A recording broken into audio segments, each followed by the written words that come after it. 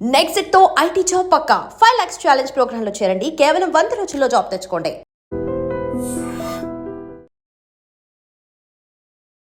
ధర్మ మహేష్కి సపోర్ట్ చేసే వాళ్ళందరూ మీ అమ్మల్ని అక్కల్ని చెల్లెల్ని తీసుకెళ్ళి వాడు పక్కలో పడుకోబెట్టండి అని చెప్పండి. బీహార్ గ్యాంగ్ని తీసుకొచ్చి కొట్టిస్తాం. మీరు ఆ స్టేటస్ చూసారా? ఒరే గజ్జి కుక్కల్లారా, మీ పెట్టి పేరు, మీ పెట్టి డీటెయిల్స్ ఈరోజు మీరు అనుకుంటున్నారుగా, కొడకల్లారా నా కాళ్ళు పట్టుకొని మీరు ఏడుస్తారు. దాన్నైనా వాడి కూతుర్ని దాన్ని రేపు నలుగురు చేస్తే, అమ్మా మగవాళ్ళు మంచోళ్ళమ్మా, నలుగురితో నువ్వు ఎంజాయ్ చేస్తావు అనుకోవాలి అని చెప్తాడు ఈ బాత్రూమ్ స్టిక్ మొహోడు. అవి వాడి ఎథిక్స్, అవి వాడి వాల్యూస్. 3 ఏళ్ల పసిపాప గురించి ఆవిడ మాట్లాడుతున్న భాష, ఆవిడ మనస్తత్వం, మానసికంగా ఆవిడ స్థిమితంగా ఉందా? నీకు కూతురు ఉంది కదా, నా జోలికి రా, దాని జోలికి నేను వస్తాను. ఓపెన్గా చెప్తున్నా, ఏమైనా పిక్కు, ఏదైనా పిక్కు. నా ఇంటర్కి టచ్ చేయగలిగితే చెయ్యి, నా ఇంటర్కి ఇదిగో ఇదిగో ఇదిగో ఇక్కడ చేయగలిగితే చెయ్యి. ఏమనుకుంటున్నారు అసలు? ఎందుకండి ఇతను లేస్తే పాప ప్రస్తావన తీసుకొస్తుంది? అంటే ఎంత కర్కశమైన మనుషులు, ఎంత నరరూప రాక్షసులు వీళ్ళు, మీరు అర్థం చేసుకోవాలి. పసి పిల్లల్ని కూడా వదలకుండా తిప్పుతుంది కదా. ఇంత క్రూరమైన నేచర్. అంటే hi, welcome to I dream. ధర్మ మహేష్, గౌతమి చౌదరి వీరిద్దరి వ్యక్తిగత వివాదం ఈరోజు మొత్తం మీడియాలో వైరల్ అవుతుంది. నిజానికి ఇద్దరు వ్యక్తుల వివాదం వాళ్ళ పర్సనల్, అంటే ఒక మీడియా కానీ మూడో వ్యక్తి కానీ వాళ్ళ మధ్యలోకి వెళ్ళకూడదు, అవి డిస్కస్ చేయకూడదు. కానీ వారిద్దరి గొడవ ఈరోజు పరిధి దాటి, మీడియాని దాటి, మరో వ్యక్తుల బిడ్డల వరకు, వాళ్ళ కుటుంబాలకు వార్నింగ్ ఇచ్చే వరకు వెళ్ళిపోయింది. ఈ నేపథ్యంలోనే శేఖర్ భాష ఈరోజు మన స్టూడియోలో ఉన్నారు. అసలు వాళ్ళిద్దరి వివాదంలోకి శేఖర్ భాష ఎందుకు వెళ్ళారు? గౌతమి చౌదరి చాలా దారుణంగా వాళ్ళ కూతుర్ని, శేఖర్ భాష వాళ్ళ కూతుర్ని కూడా టార్గెట్ చేస్తూ ఎందుకు కామెంట్స్ చేస్తుంది? అసలు మొత్తం ఈ వివాదంలో ఏం నడుస్తుంది? ఇవన్నీ కూడా శేఖర్ భాష గారిని అడిగి తెలుసుకుందాం. శేఖర్ భాష గారు నమస్తే అండి. సార్, ఇది వరకు మీతో నేను ఒక ఇంటర్వ్యూ చేస్తున్నాను. అయితే ఒక సబ్జెక్ట్ మీద చాలా కాంక్రీట్గా జరిగిన డిస్కషన్ అది. కానీ ఇలాంటి ఓ సిచ్యువేషన్లో మీతో ఇంటర్వ్యూ చేయాల్సి రావడం నిజంగా చాలా బాధగా ఉంది. ఎందుకంటే ఇద్దరు వ్యక్తుల గొడవ నిజానికి మాకెవ్వరికీ అవసరం లేదు, మీడియాలో చర్చకు రాకూడని అంశం. వాళ్ళ ఇద్దరు 4 గోడల మధ్య కూర్చొని చర్చించుకొని ఒక పరిష్కారం కనుక్కొని బయటికి రావాలి. కానీ వీళ్ళిద్దరి వివాదం పరిధి దాటిపోయి ఈరోజు నేను కొన్ని వీడియోస్ చూశాను. నాకు తెలిసి మీ పాప వయసు ఒక 3 ఏళ్ళు ఉంటుంది సార్. మీ పాప మీద గౌతమి చౌదరి గారు చేస్తున్న కామెంట్స్, నేను పాప జోలికి వస్తే ఏం చేస్తావు, ఇలా మాట్లాడుతున్నారు. సార్, నాకు వాళ్ళిద్దరు గొడవ గురించి, వాళ్ళు ఎందుకు విడిపోతున్నారు, వాళ్ళు ఎందుకు మీడియాకి ఎక్కడ, నాకు అనవసరం సార్, వాళ్ళ పర్సనల్ అది. అసలు వాళ్ళిద్దరు వివాదంలోకి శేఖర్ భాష ఎందుకు వెళ్ళాడు? ఈరోజు మీ కూతురికి మీరు వార్నింగ్ వాళ్ళ ద్వారా వచ్చేంత స్థితికి ఎందుకు వెళ్లాల్సి వచ్చింది? నాకు ఇది కాస్త వివరంగా చెప్పండి సార్. వాళ్ళిద్దరు వివాదంలోకే కాదు, ఎవరిద్దరు వివాదంలోకి మన మీడియా వాళ్ళు ఎవ్వరు పోరు. అవును. ఎవడైనా సరే ఎందుకు వస్తాడంటే, నువ్వు మీడియాలో యూట్యూబ్లో ఏదన్నా సరే ఒక వీడియో పెడితే దానికి సంబంధించి కామెంట్ చేసే హక్కు ప్రతి ఒక్కరికి ఉంటుంది. అండ్ అలాగే దానికి సంబంధించిన డిబేట్లు ఇవన్నీ కూడా జరుగుతాయి. ఒకవేళ యూట్యూబ్లోనో లేకపోతే ఏదైనా న్యూస్లో ఛానల్లో చెప్పడం అంటే ఏంటి, ప్రపంచం మొత్తం నాది చూడండి, నన్ను చూడండి అని చెప్పి రాజాకి చూపిస్తారు, ఆయనకి చూపిస్తారు, నాకు చూపిస్తారు. అందరం చూడాలనే కదా వాళ్ళు పెట్టింది. చూసినప్పుడు ఏం చేయాలి? ఎవడు ఒపీనియన్ వాడు చెప్తాడు. ఎస్పెషల్లీ కొంత సెలబ్రిటీ స్టేటస్ ఉన్న వాళ్ళని, ఇలా లేకపోతే న్యూస్ అనాలిసిస్ చేసేవాళ్ళు. నేను నిన్న కూడా మన జగవత్ బాబు గురించి మాట్లాడాము, అంతకుముందు ఆవిడ కడలి ఆవిడ గురించి మాట్లాడాము, అప్పుడప్పుడు మాట్లాడుతుంటాం మనం. సో ఏ న్యూస్ వచ్చినా నన్ను ఇలా పిలిచి దానికి సంబంధించిన మీ ఒపీనియన్ ఏంటి, మీ అనాలిసిస్ ఏంటి అని అడుగుతారు. ఒక సోషల్ యాక్టివిస్ట్గా మీరు తీసుకుంటారు. అలా ఈ ఇన్సిడెంట్ కూడా ఆవిడ బయట పెట్టుకోవడం వల్ల వచ్చింది తప్ప, చెప్పాలంటే ఆయన కూడా ఏ రోజు బయటికి రాలి. అవును, ఇవిడే ఫస్ట్ కేసు పెట్టింది, 498A పెట్టింది. సో మనం ఫస్ట్ పాయింట్ ఏంటంటే, 498A పెట్టగానే ఒకసారి ఆ ఎఫ్ఐఆర్ తెప్పించుకొని అంతా చూసాను. చూసిన తర్వాత నాకు అర్థమైంది ఏంటంటే, దాంట్లో బేస్లెస్ ఎలిగేషన్సే ఉన్నాయి తప్ప ఎక్కడ సాక్ష్యాల ఆధారాలు ఉన్నట్లేవు. ఓకే. సో తర్వాత టీవీ ఛానల్స్కి ఎక్కింది, ఏవో ఆధారాలు చూపిస్తుంది. ఒకవేళ నిజంగానే ఆయన కొట్టిన ఆధారము, తిట్టిన ఆధారము, వరకట్నం అడిగిన ఆధారం ఒక్కటే లేదు దాంట్లో. చూపించే ఆధారాలల్లో ఈయనకి వేరే ఎఫ్ఐఆర్లు ఏవో ఉన్నాయి అది కూడా ఎవరో ఇద్దరు కలిసి నడుచుకుపోతుంటే వీళ్ళిద్దరికి ఎఫ్ఐఆర్ ఉంది అన్నట్టుగా ఆవిడ చూపించడం అనేది చూస్తున్నాం. సో బేసికల్లీ వాళ్ళ గొడవలో మనకెందుకు అనేది మీరు నన్ను అడగడం కాదు, మీరే ఆర్ఎల్స్ ఇలాంటి ఛానల్సే కూర్చోబెట్టి నన్ను దీని గురించి మీరు ఏమనుకుంటున్నారు అని అడిగి తర్వాత ఒక రోజున వాళ్ళ గొడవలకు మీరు ఎందుకు వెళ్ళారు అని అడిగితే అది విచిత్రంగా ఉంటుంది. అంటే అది మా పరిధి నేనే కాదు కాదు. కాబట్టి నేను ఆ క్వశ్చన్ అన్నాను. నేనే కాదు, చాలామంది న్యూస్ అనలిస్టులు ఉంటారు, లేడీ యాక్టివిస్టులు ఉంటారు, లేకపోతే రకరకాల ఎంతోమంది ఉన్నారు కదా అనలిస్టులు. అవును. సో వీళ్ళందరూ కూడా మాట్లాడతారు. మీ ఛానల్లో నేనేనా బోళ్ళందరూ మాట్లాడతారు కదా. సో వాళ్ళ టాపిక్ తీసినప్పుడు నా ఒపీనియన్ చెప్పే హక్కు రాజ్యాంగం ఇచ్చింది నాకు. ఖచ్చితంగా నేను మాట్లాడచ్చు. I don't need to be a journalist or a expert. ప్రతి ఒక్క పౌరుడికి వాడి ఒపీనియన్ చెప్పే హక్కు వాడుకుంటుంది. మనం చాలా మొదటి నుంచి చాలా నీట్గా స్టెప్ బై స్టెప్ వద్దాం సార్. ఆ ఎఫ్ఐఆర్ కాపీ మీకు తెప్పించుకొని చదువుకున్న తర్వాత మీరు తీసుకున్న స్టాండ్ ఏంటి, మీరు ఏం మాట్లాడారు? సో నేను అదే చెప్పాను, ఇది ఎక్కడ కూడా మనకి ఎవిడెన్స్లు కనిపించట్లేదు. ఓకే. ఇది స్టాండర్డ్ ప్రొసీజర్ ఎఫ్ఐఆర్ లాగా అనిపిస్తుంది. అండ్ దీంట్లో ఒకవేళ ఏమైనా సాక్ష్యాలు గీక్షాలు ఉంటే ఆవిడ ఆల్రెడీ మీడియాకి వచ్చేసింది కాబట్టి ఆ మీడియాలో ఆవిడ ఇప్పటికే చూపించుండాలి. ఓకే. ఆవిడ నన్ను గృహహింసకి గురి చేశారు అని చెప్పిన ఆవిడ ఒకనొక ఛానల్లో కూర్చొని ఇవన్నీ కూడా ఆవిడ ఒక 50 లేకపోతే 20 ఇంటర్వ్యూలు ఇచ్చిన తర్వాత అప్పుడు నేను రావడం జరిగింది. సో నన్ను కడుపుతూ ఉన్నప్పుడు ఇట్లా పట్టుకొని తోశాడు అతి క్రూరంగా ఒకటి. ఇంకొకటి, నాకు మరీ దారుణంగా 25,000 శారీయే కొనిపెట్టారు. ఆయనకి ₹1,00,000 ప్యాంటు కొనిపెట్టి నాకు 25,000 కొనిపెట్టారు అనేది ఆవిడ రెండో దాంట్లో. ఈ రకంగా ఆవిడ గృహహింస చేశారు. 25,000 పాపం. మరి తర్వాత ఇంకొకటి ఏంటి, ఈవిడ్ని ఒకనొక టైంలో ఇలా గొంతు మీద పట్టుకుని ఇట్లా తోశాడు. ఇంకో టైంలో ఏదో తిట్టాడు, కట్నం తెమ్మని అడిగాడు, ఇలాంటివేవో పెట్టారు. సో వీటిలో దేనికి ఆవిడ సాక్ష్యాలు చూపించాల. మీడియాకు వచ్చి పుంఖాలుగా రోజు వాళ్ళ మీద, వాళ్ళ అమ్మ మీద, వాళ్ళ అక్క మీద. ఆవిడ ప్రాబ్లం ఏంటి, ఈయన తిట్టాడు అనేది. వాళ్ళ అక్కకి ఎవరితో ఎఫ్ఐఆర్లు ఉన్నాయో, లేకపోతే వాళ్ళ అమ్మ పక్కలేసిందని, ఇటువంటి మాటలన్నీ చెప్పాల్సిన అవసరం ఏంటి? అవును. అండ్ వాళ్ళు లేని వాళ్ళని, వీళ్ళు రాజవంశం వాళ్ళని, వాళ్ళ ఇంట్లో కనీసం బాత్రూమ్ కూడా లేదని, వీళ్ళ దగ్గర చాలా జమీందారీ వంశం అన్నీ ఉన్నాయని, నేను భరణం కోసం చేయట్లేదు, నాకు డైవర్స్ ఇస్తే చాలు మొర్రో అని. సో అట్లీస్ట్ ఈ యాంకర్లు ఎవరైతే ఇంటర్వ్యూలు చేస్తున్నారో వాళ్ళు కనీసం అడిగారు, మీకు ఏం కావాలమ్మా, బాగుంది మీరు పెట్టారు కేసు, మీకు ఏం కావాలి? డైవర్స్ కావాలి, నాకు ఇంకేం వద్దు, డబ్బు వద్దు, ఏమొద్దు. సో తర్వాత మధ్యలో గిస్మత్ మండిని పట్టుకొచ్చారు. అవును, అది నాది, నేను చేశాను, అది ఇది అన్నప్పుడు మనం చూస్తున్నప్పుడు ఒక వీడియో దొరికింది. దాంట్లో అంతా ఆయనే చేశాడని ఈవిడే చెప్పింది. నేను చూసాను ఆ వీడియో, స్వతహాగా తనే చెప్పున్నారు. 2021. అవును, 2021లో ఆవిడ ఒక బ్రాంచ్ ఓపెనింగ్కి, విజయవాడ బ్రాంచ్ ఓపెనింగ్కి నిఖిల్ సిద్ధార్థ్ హీరో పక్కన కూర్చొని చెప్పిన వీడియో అది. సో మనం ఏ రోజు ఆవిడని బూతులు తిట్టింది లేదు, లేకపోతే ఆవిడకి వేరే వాళ్ళతో రిలేషన్స్ ఉన్నాయని చెప్పి ఆపాదించింది లేదు. మనం అడిగింది ఒకటే, బిడ్డకి తండ్రిని ఎందుకు దూరం చేస్తున్నావు? ఒకటి, నిజంగా నీదైతే మొన్న 25 జనవరి వరకు ఆయన పేరు మీద ఉంది, 25 జనవరి ఎండింగ్లోనే నీ పేరు మీద రిజిస్టర్ చేశారు, మరి మొదటి నుంచి నాదే అని చెప్తున్నప్పుడు ఇది ఎందుకు అయింది? దీనికి సమాధానాలు చెప్పాలనుకుంటే చెప్పచ్చు, వద్దనుకుంటే తప్పించుకోవచ్చు కూడా. అవును, అడగడమే తప్పులాగా, అడిగితే అవతల వ్యక్తి వాళ్ళ వీళ్ళ మీద దాడి చేస్తావు, ఫ్యామిలీ మీద దాడి చేస్తావు, కూతురుని అంటావు. మనం అడిగింది సహేతుకరమైన ప్రశ్నలు. ఇప్పుడు నువ్వే మీడియాకు వచ్చి చెప్పావు కదా. తర్వాత ఈ అబ్బాయిని ఏదో రకంగా వాళ్ళ నాన్న వాళ్ళకి ఇష్టమైన పార్టీలో చేర్పించాలని చెప్పి ట్రై చేసి అటువంటి పనులు చేసినట్టుగా వాళ్ళ శ్రేయోభిలాషులు కొంత చెప్పిన నేపథ్యంలో అది ఉందా? ఎందుకంటే మీ నాన్న ఏకంగా చంద్రబాబు నాయుడు క్యాన్వాయ్ మీద రాళ్ళు వేసిన కేసులో ముద్దాయిగా ఉన్నారు. అంటే దీనికి ఏం సంబంధం లేదు కదా అవన్నీ దేనికి? ఎందుకు అంటే వీళ్ళేమో టీడీపీ ఫ్యామిలీ, వీళ్ళేమో వైసీపీ ఫ్యామిలీ. ఓకే, సో ఆ గొడవలు మీ దీంట్లో కూడా వచ్చాయా?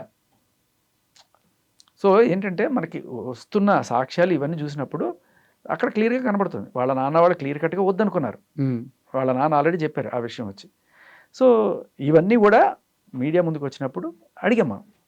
అడిగితే ఇదేమన్నా భూతా? లేదు, అడగకూడదా? సో మీకు ఇష్టం లేకపోతే చెప్పక్కర్లేదు. బట్ ప్రజలకు వస్తున్న డౌట్లు, నాకు వస్తున్న డౌట్లు లేదు, ఆయన శ్రేయోభిలాషులకు వస్తున్న డౌట్లు కావచ్చు, వాళ్ళు మన ముందుకు ఏవో ఫార్వర్డ్లు పంపిస్తారు. ఇవన్నీ నిజమా కాదా మనం కొంత పరీక్ష చేసుకోవచ్చు, మనం అడగచ్చు. అసలు మాట్లాడకూడదు, నేను చెప్పిందే వేదం, నేను చెప్పిన దానికి భజన చేయాలి. అవతల వాళ్ళు ధర్మా మహేష్కి సపోర్ట్ చేసే వాళ్ళందరూ మీ అమ్మల్ని అక్కల్ని చెల్లెల్ని తీసుకెళ్ళి వాడు పక్కలో పడుకోబెట్టండి అని చెప్పి అంటుంది. ఇటువంటి సంస్కారహీనమైన లాంగ్వేజ్ ఈ బీహార్ గ్యాంగ్లు తీసుకొచ్చి కొట్టిస్తాం. మీరు ఆ స్టేటస్ చూసారా? మీకు పంపిస్తా చూడండి. చదవనా?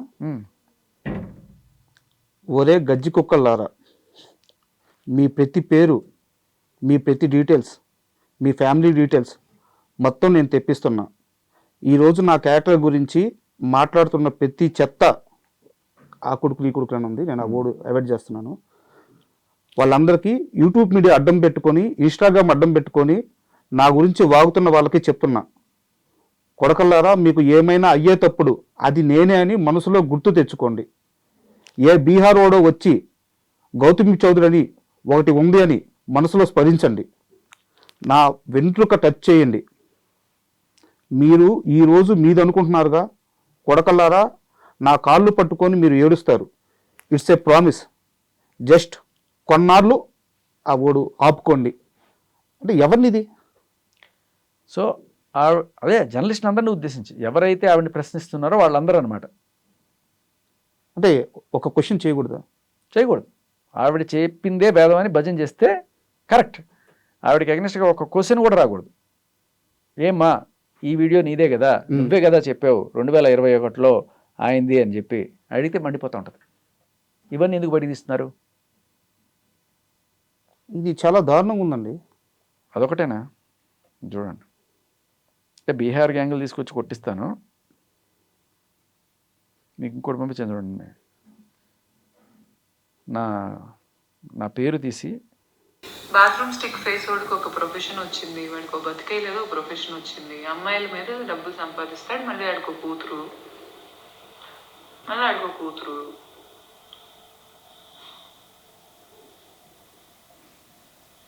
దాన్నైనా వాడి కూతుర్ని దాన్ని రేపు నలుగురు రేప్ చేస్తే వద్దండి. బాత్రూమ్ స్టిక్ ఫేస్ వాడికి ఒక ప్రొఫెషన్ వచ్చింది, వాడికి ఒక బతికే లేదో ఒక ప్రొఫెషన్ వచ్చింది. అమ్మాయిల మీద డబ్బులు సంపాదిస్తాడు, మళ్ళీ ఆడికో కూతురు,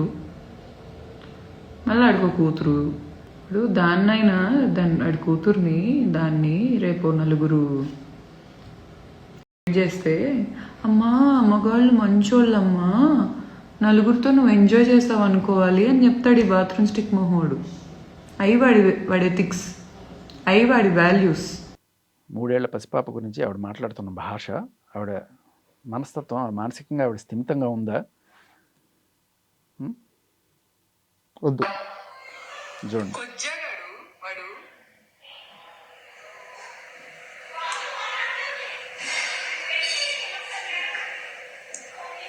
శేఖర్ భాషా గాడు, వాడి పేరే నా నోట్లో నుంచి రావటం వాడి మొహానికి చాలా ఎక్కువ.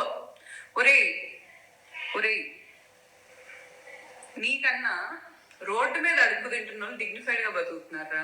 నువ్వు నా గురించి, ఇదిగో నేను నీ గురించి మాట్లాడాలనేది నీ డ్రీమ్ అచీవ్ అయింది. పండగ చేసుకో.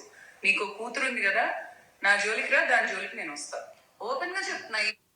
శేఖర్ భాషా గాడు, వాడి పేరే నా నోట్లో నుంచి రావటం వాడి మొహానికి చాలా ఎక్కువ. ఒరేయ్ నీకన్నా రోడ్డు మీద అడుక్కు తింటున్న వాళ్ళు డిగ్నిఫైడ్ గా బతుకుతున్నారా? నువ్వు నా గురించి, ఇదిగో నేను నీ గురించి మాట్లాడాలనేది నీ డ్రీమ్ అచీవ్ అయింది. పండగ చేసుకో. నీకు కూతురు ఉంది కదా, నా జోలికి రా, దాని జోలికి నేను వస్తా. ఓపెన్ గా చెప్తున్నా. ఏదైనా పిక్కో. నా ఇంటర్కి టచ్ చేయగలిగితే చెయ్యి. నా ఇంటర్క ఇదిగో ఇక్కడ చేయగలిగితే చెయ్యి. ఏమనుకుంటున్నారు అసలు? ఎందుకండి ఇతను లేస్తే పాప ప్రస్తావన తీసుకొస్తుంది?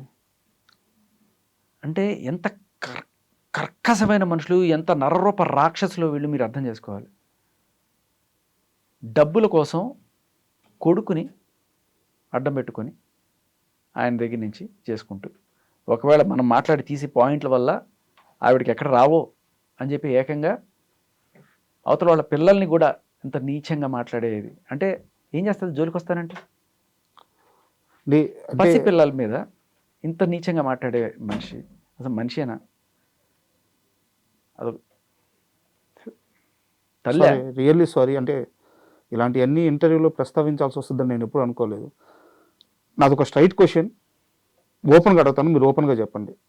మీడియాలో మీరు వాళ్ళ విషయాలు ప్రస్తావించింది కాకుండా ఈ 3-4 రోజుల్లో ఎప్పుడైనా మీరు డైరెక్ట్గా గౌతమి చౌదరి గారికి ఫోన్ చేసి వార్నింగ్ ఇవ్వడం కానీ అబ్యూజ్ వర్డ్స్ వాడడం కానీ జరిగిందా? అసలు ఆవిడ ఫోన్ నంబర్ మనకు తెలియదు, ఆవిడ ఎక్కడో తెలియదు, ఆవిడ ఏ రోజు మాట్లాడని కూడా అనుకోను నేను. మరి మీరు కేవలం కొన్ని ప్రశ్నలు అడిగిన దానికి తను ఈ విధంగా రియాక్ట్ అవ్వాల్సిన అవసరం ఏంటి? నేనే కాదు, ఎవరు అడిగితే వాళ్ళని. అతను ఎవరో విజయ్ అని అతను ఏదో చెప్పాడు, చెప్తే ఒరే పంది మొహవాడా, ఇంక మిగతా వాళ్ళందరూ ఎవరైతే కామెంట్లు పెడతారు, కామెంట్లు పెట్టేవాళ్ళు. నిన్న ఆవిడ లైవ్లో కింద కామెంట్లు, మరి ఏంటి మూర్తి గారు మీకు సపోర్ట్ చేస్తున్నానంటే వాళ్ళందరినీ, ధర్మాకి సపోర్ట్ చేస్తున్నానంటే మీ అక్కల్ని చెల్లెల్ని తీసుకెళ్ళి వాళ్ళ పక్కన పడుకోబెట్టండి రాట. ఎవడు సపోర్ట్ చేస్తే వాళ్ళందరినీ పచ్చి బూతులు తిడుతుందనమాట. ఇంత పచ్చి బూతులు తిట్టగలిగిన ఆవిడ బీహార్ గ్యాంగుల్ని దింపి మనుషుల్ని ఫ్యామిలీని టార్గెట్ చేసి మీ ఫ్యామిలీ డీటెయిల్స్ అన్ని తెప్పించుకుంటున్నా అంటే ఏంటి, ఎక్కడ పోతున్నారు ఏంటి తెలుసుకొని వాళ్ళు అటాక్ చేస్తావా?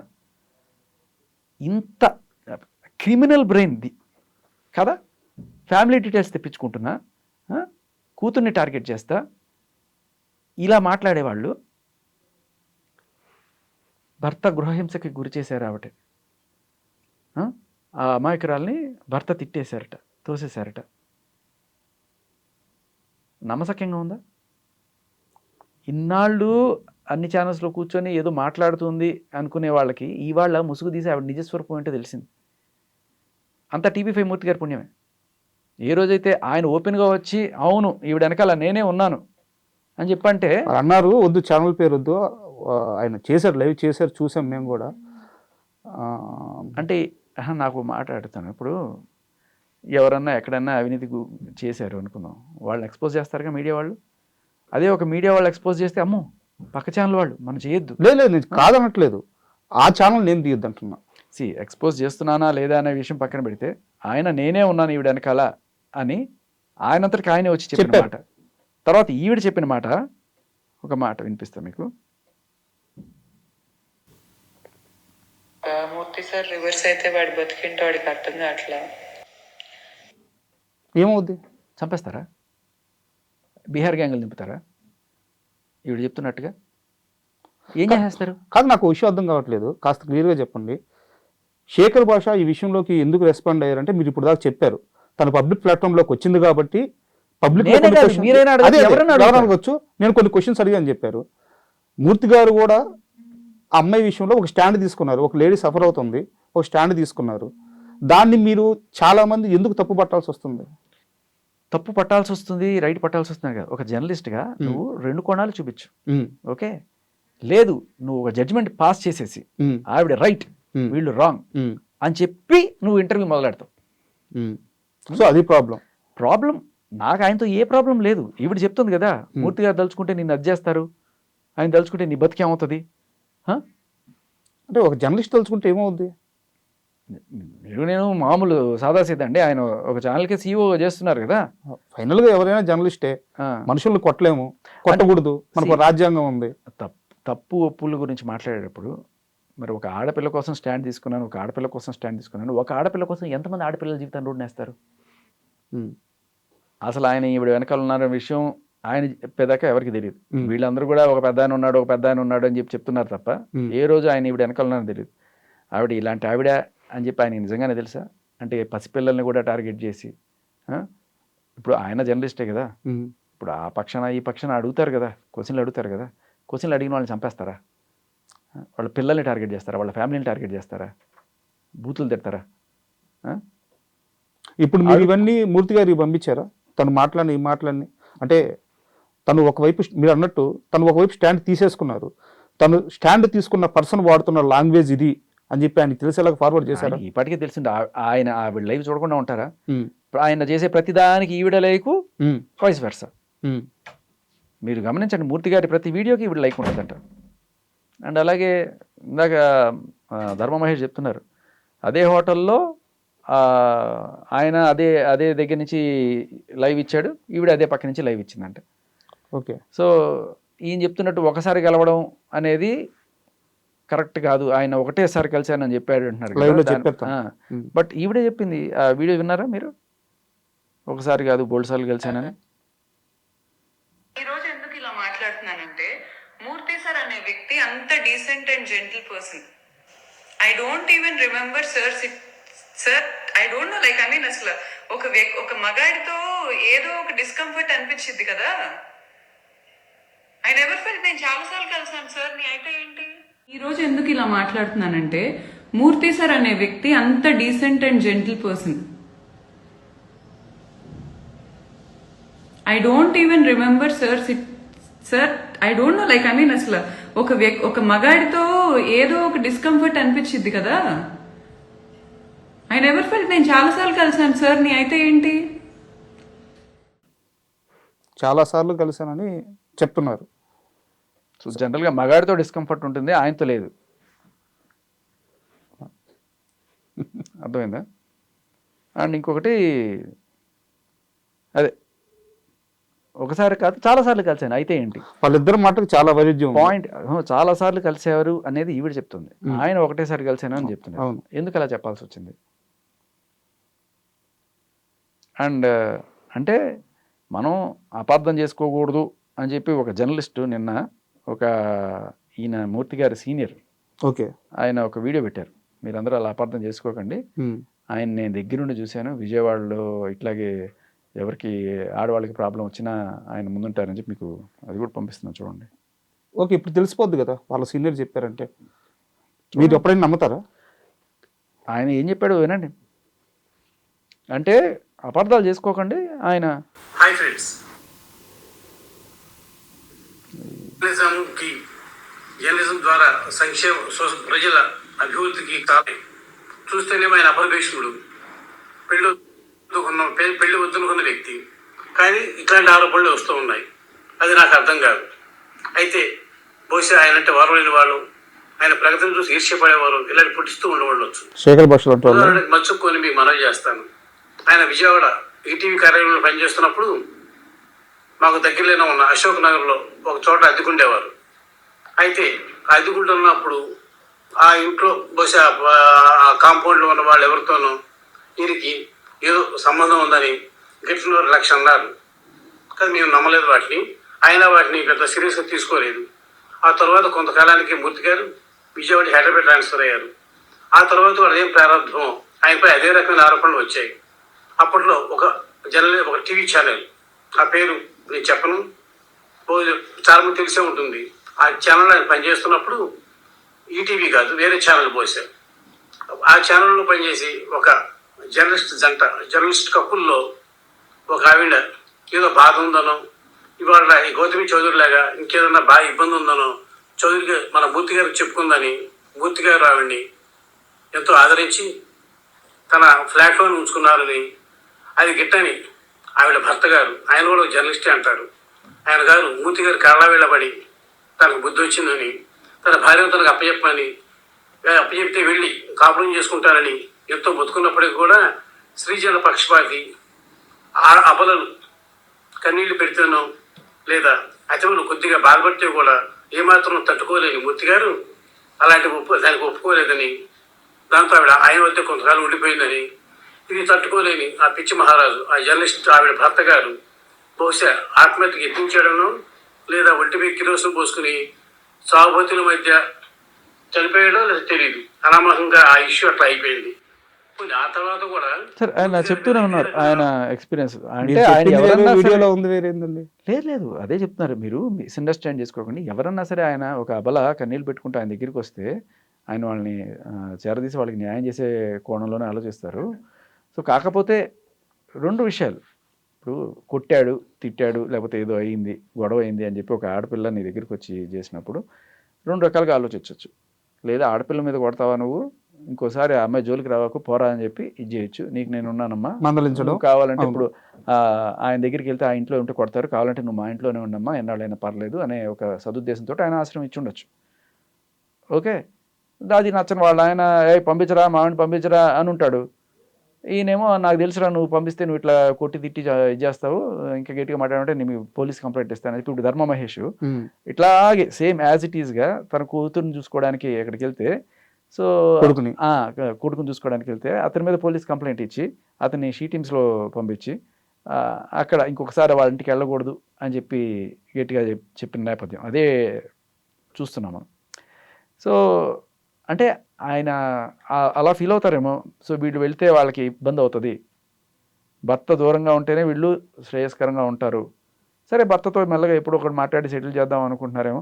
బట్ ఈ లోపలే ఆ పిచ్చి మహారాజు ఆత్మహత్యాయత్నం చేసి కిరోసిన్ పోసుకొని ఏదో అయ్యాడని మరి చెప్తున్నారు కదా. చేయకి ఏం చేస్తారు సార్? భార్యని అన్ని రోజులు అక్కడ ఇంట్లో అవును, పెట్టుకుంటారు. నువ్వు భార్యను కొడుతుంటే చూస్తూ ఊరుకోవాలా? అందుకని ఇంట్లో పెట్టుకుంటారు. నీ పాపం పండింది, నువ్వే కిరసనాలు పోసుకొని చస్తావు.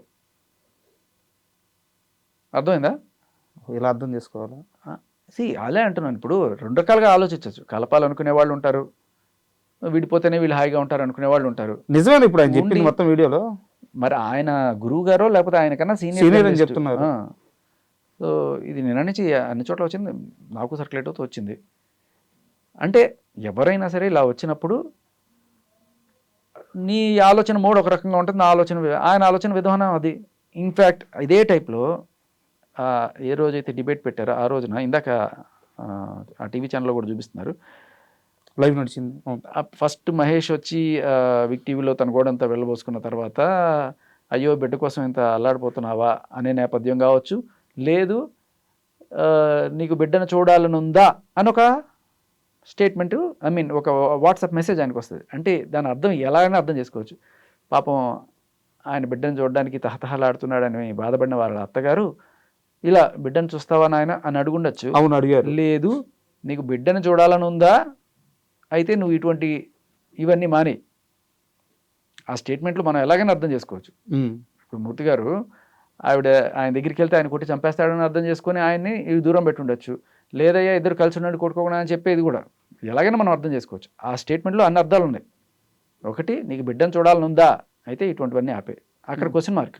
లేదు బిడ్డను చూడాలని ఉందా, అయితే బాబు అంటే అవును అత్తమ్మ చూడాలని ఉంది అని నేను వెంటనే పెట్టాడు, రిప్లై ఇచ్చాడు. పెట్టిన తర్వాత వాడు కూడా వాళ్ళ అత్తగారు ఇవాళ కూడా- సాయంత్రం చూపిస్తాను అవును అని కూడా చెప్పారు. బాబు నిజంగా నీకు ఉద్యోగిని చూడాలని ఉందా? చూడాలని ఉంది అత్తమ్మ, అందుకనే కదా ఇన్నాళ్ళు ఇది చేస్తున్నాను, పద్దాకా గుర్తొస్తున్నాడు అంటే ఈవినింగ్ చూపిస్తాను అంది. అదే ఈవినింగ్ ఈయన డిబేట్ పెడతాడు. ఇంకా డిబేట్ పెరిగెట్టు. అంటే నేను ఇక్కడ మొహమాట ఏం లేదు సార్, నేను ఆ ఛానల్లో విందే చెప్తున్నాను. మహేష్ గారు స్వయంగా చెప్పారు, బిడ్డను తీసుకొచ్చి చూపించే సమయానికి మూర్తి గారే అడ్డుకొని అక్కడ డిబేట్కి తీసుకెళ్లారు. అక్కడి నుంచి ఇంకా గ్యాప్ పెరిగిపోయిందని మహేష్ గారు చెప్పారు. మీరు కానీ మహేష్ గారు చేస్తున్న ఆరోపణలు గౌతమి చౌదరిని దాటిపోయి మొత్తం మీద ఒక సీనియర్ జర్నలిస్ట్ వైపు ఏళ్ళు చూపించడానికి ప్రధానమైన కారణాలు ఏంటి? ప్రధానమైన కారణం ఏంటంటే, ఫస్ట్ పాయింట్, ఆయన స్త్రీజన పక్షపాతి, వాళ్ళ కోసం నిలబడే ఇది ఉండొచ్చు. కానీ ఆయన చెప్పిన ఒక అబద్ధం వల్ల అది అబద్ధం అని వీళ్ళు చెప్తున్నారు. ఇన్ కేస్ ఆయన కనుక ఇప్పుడు చెప్తుంది, మూర్తి గారు నేను చాలాసార్లు కలిసాం, మూర్తి గారు జెంటిల్మెన్, ఒకనొక ఆయన చేసుకుంటే తప్పేంటి అని కూడా మాట్లాడిన ఇది ఉంది. సో ఇటువంటివి ఈవిడ చెప్తున్నప్పుడు ఒక పక్క ఆయనేమో లేదు ఏదో ఒకసారో రెండుసార్లు కలిశాను అన్నట్టుగా ఆయన చెప్తున్నారు. చూసే వాళ్ళకి ఎందుకు ఈయన ఇలా చెప్పాల్సి వస్తుంది? నిజంగానే ఇంకొకటి ఏంటంటే, ఎవరన్నా సరే ఒక అమ్మాయికి నువ్వు న్యాయం చేయాలనుకుంటే వాళ్ళు మీ ఆఫీస్కి వచ్చి చెప్తే బాగుంటుంది తప్ప, ప్రజల వద్దకే పాలనలాగా మీరే వాళ్ళ ఇంటికి వెళ్ళిపోయి వాళ్ళు ఆయన తినే కంచంలో తిని ఇవి చెయ్యాలా? నేనేమి అది తప్పు పట్టను, న్యాచురల్గానే వెళ్ళి ఉండొచ్చు. కానీ చూసే వాళ్ళకి ఏమనిపిస్తుంది, నువ్వు మూర్తి అంటే ఒక న్యాయమూర్తి స్థానంలోనే కూర్చున్నావు, నువ్వు ఒక పెద్ద ఛానల్కి సీఈఓగా ఉన్న నువ్వు, నీకు ఇటువంటిది ఏదైనా వచ్చినప్పుడు వాళ్ళ ఇంటికి వెళ్ళి వాళ్ళ దీంట్లో ఉండి వాళ్ళతో అంత ఫ్రెండ్లీగా ఉండి రోజు వాళ్ళని కలుస్తున్నప్పుడు అవతల వాళ్ళతో మాట్లాడేవా? బాబు అవతల పర్సన్తో కూడా చర్చించాలి. అంటే ఇద్దరిని కలపడానికి ట్రై చేసి ఉంటే ఆయన చెప్పింది నిజమైతే ఆ పిచ్చి మహారాజు కిరసనాలు పోసుకొని చచ్చిపోయే ప్రయత్నం చేయాల్సిన అవసరం లేదు కదా. ఇప్పుడు ఎవరన్నా దీనికి వస్తే మొగుడు పెళ్ళాలని కలపాలనుకునే దీంతో మాట్లాడడం ఒక పద్ధతి. సరే వీళ్ళకి కలవదు అనుకుంటే అది వేరే విషయం. కానీ ఈయన అన్నాళ్ళు ఆవిడతో ఉన్నప్పుడు, ఐ మీన్ ఆవిడతో రెగ్యులర్గా కలుస్తున్నారని ఆవిడ చెప్తున్న నేపథ్యంలో మూర్తి గారు, అండ్ అలాగే నా వెనకాల మూర్తి గారు ఉన్నారని ఈవిడ చెప్పుకుంటూ, మూర్తి గారు కోపం వస్తే నీ పని అయిపోతుందని చెప్తున్న నేపథ్యంలో ఆయన ఓపెన్గానే ఆవిడ నేను సపోర్ట్ చేస్తున్నాననే నేపథ్యంలో మనం దీంట్లో ఎటువంటి డౌట్ లేదు, ముసుగులేదు, ఓపెన్ ఆయన ఉన్నాడు అని చెప్పేది. సో ఈ రిలేషన్ అటువంటిదా లేకపోతే నార్మల్లా అనేది కదా ఇప్పుడు బయట చర్చనీయాంశం. అటువంటిది అని అనుకుంటే అటువంటిది ఎందుకు అదే అంటున్నా. ప్రూఫ్ అంటే ఏంటి? ఇప్పుడు రీతూ చౌదరికి ఈయనకి అంటగట్టారు ఈవిడే, ఈవిడ అంటే ఈవిడ ఆ, మనస్తత్వం ఒకసారి అర్థం చేసుకోండి. ఇవాళ ధర్మ ఒక టీవీ ఛానల్లో ఇంటర్వ్యూకి వెళ్ళాడు. ఆ ఇంటర్వ్యూ చేస్తుండగా ఈవిడ వెంటనే వచ్చేసింది. గత 30-40 రోజులుగా ఈవిడ ఏ రోజు ఇంటర్వ్యూ ఇస్తున్నా ఏ రోజు వాళ్ళు వచ్చి ఆపలేదు, అరవలేదు. బట్ వీళ్ళ నాన్న కానీ ఈయన కానీ ఎక్కడైనా ఇంటర్వ్యూలో కనబడితే ఈవిడ వచ్చేసి వీళ్ళు నా గురించి ఏం చెప్పేస్తారో అనే భయం, లేకపోతే ఆ ఇంటర్వ్యూ మొత్తం రభస చేసేసి ఫ్యాక్ట్స్ బయటికి రాకుండా చూసుకోవడము, లేకపోతే మూర్తి గారి గురించి ఏమన్నా విషయాలు బయటకు వచ్చేస్తాయి అది ఏదో రకంగా ఆపాలి అనుకోవడము తెలియదు. సో వచ్చిన ప్రతిసారిగా మూర్తి గారిని కవర్ చేయడానికే ఈవిడ తాపత్రయపడుతున్నట్టు ఆ మాటల్లో తెలుసు. లేదండి, ఒక స్ట్రైట్ క్వశ్చన్, ఒక సీనియర్ జర్నలిస్ట్కి ఒక పర్టికులర్ కేసులో ఒక స్టాండ్ తీసుకొని ఇంత ఫైట్ చేసుకొని అంటే తన సైడ్ నుంచి ఆలోచిస్తే తన ఇన్ని నిందలు అసలు ఏం అవసరం మూర్తి గారికి?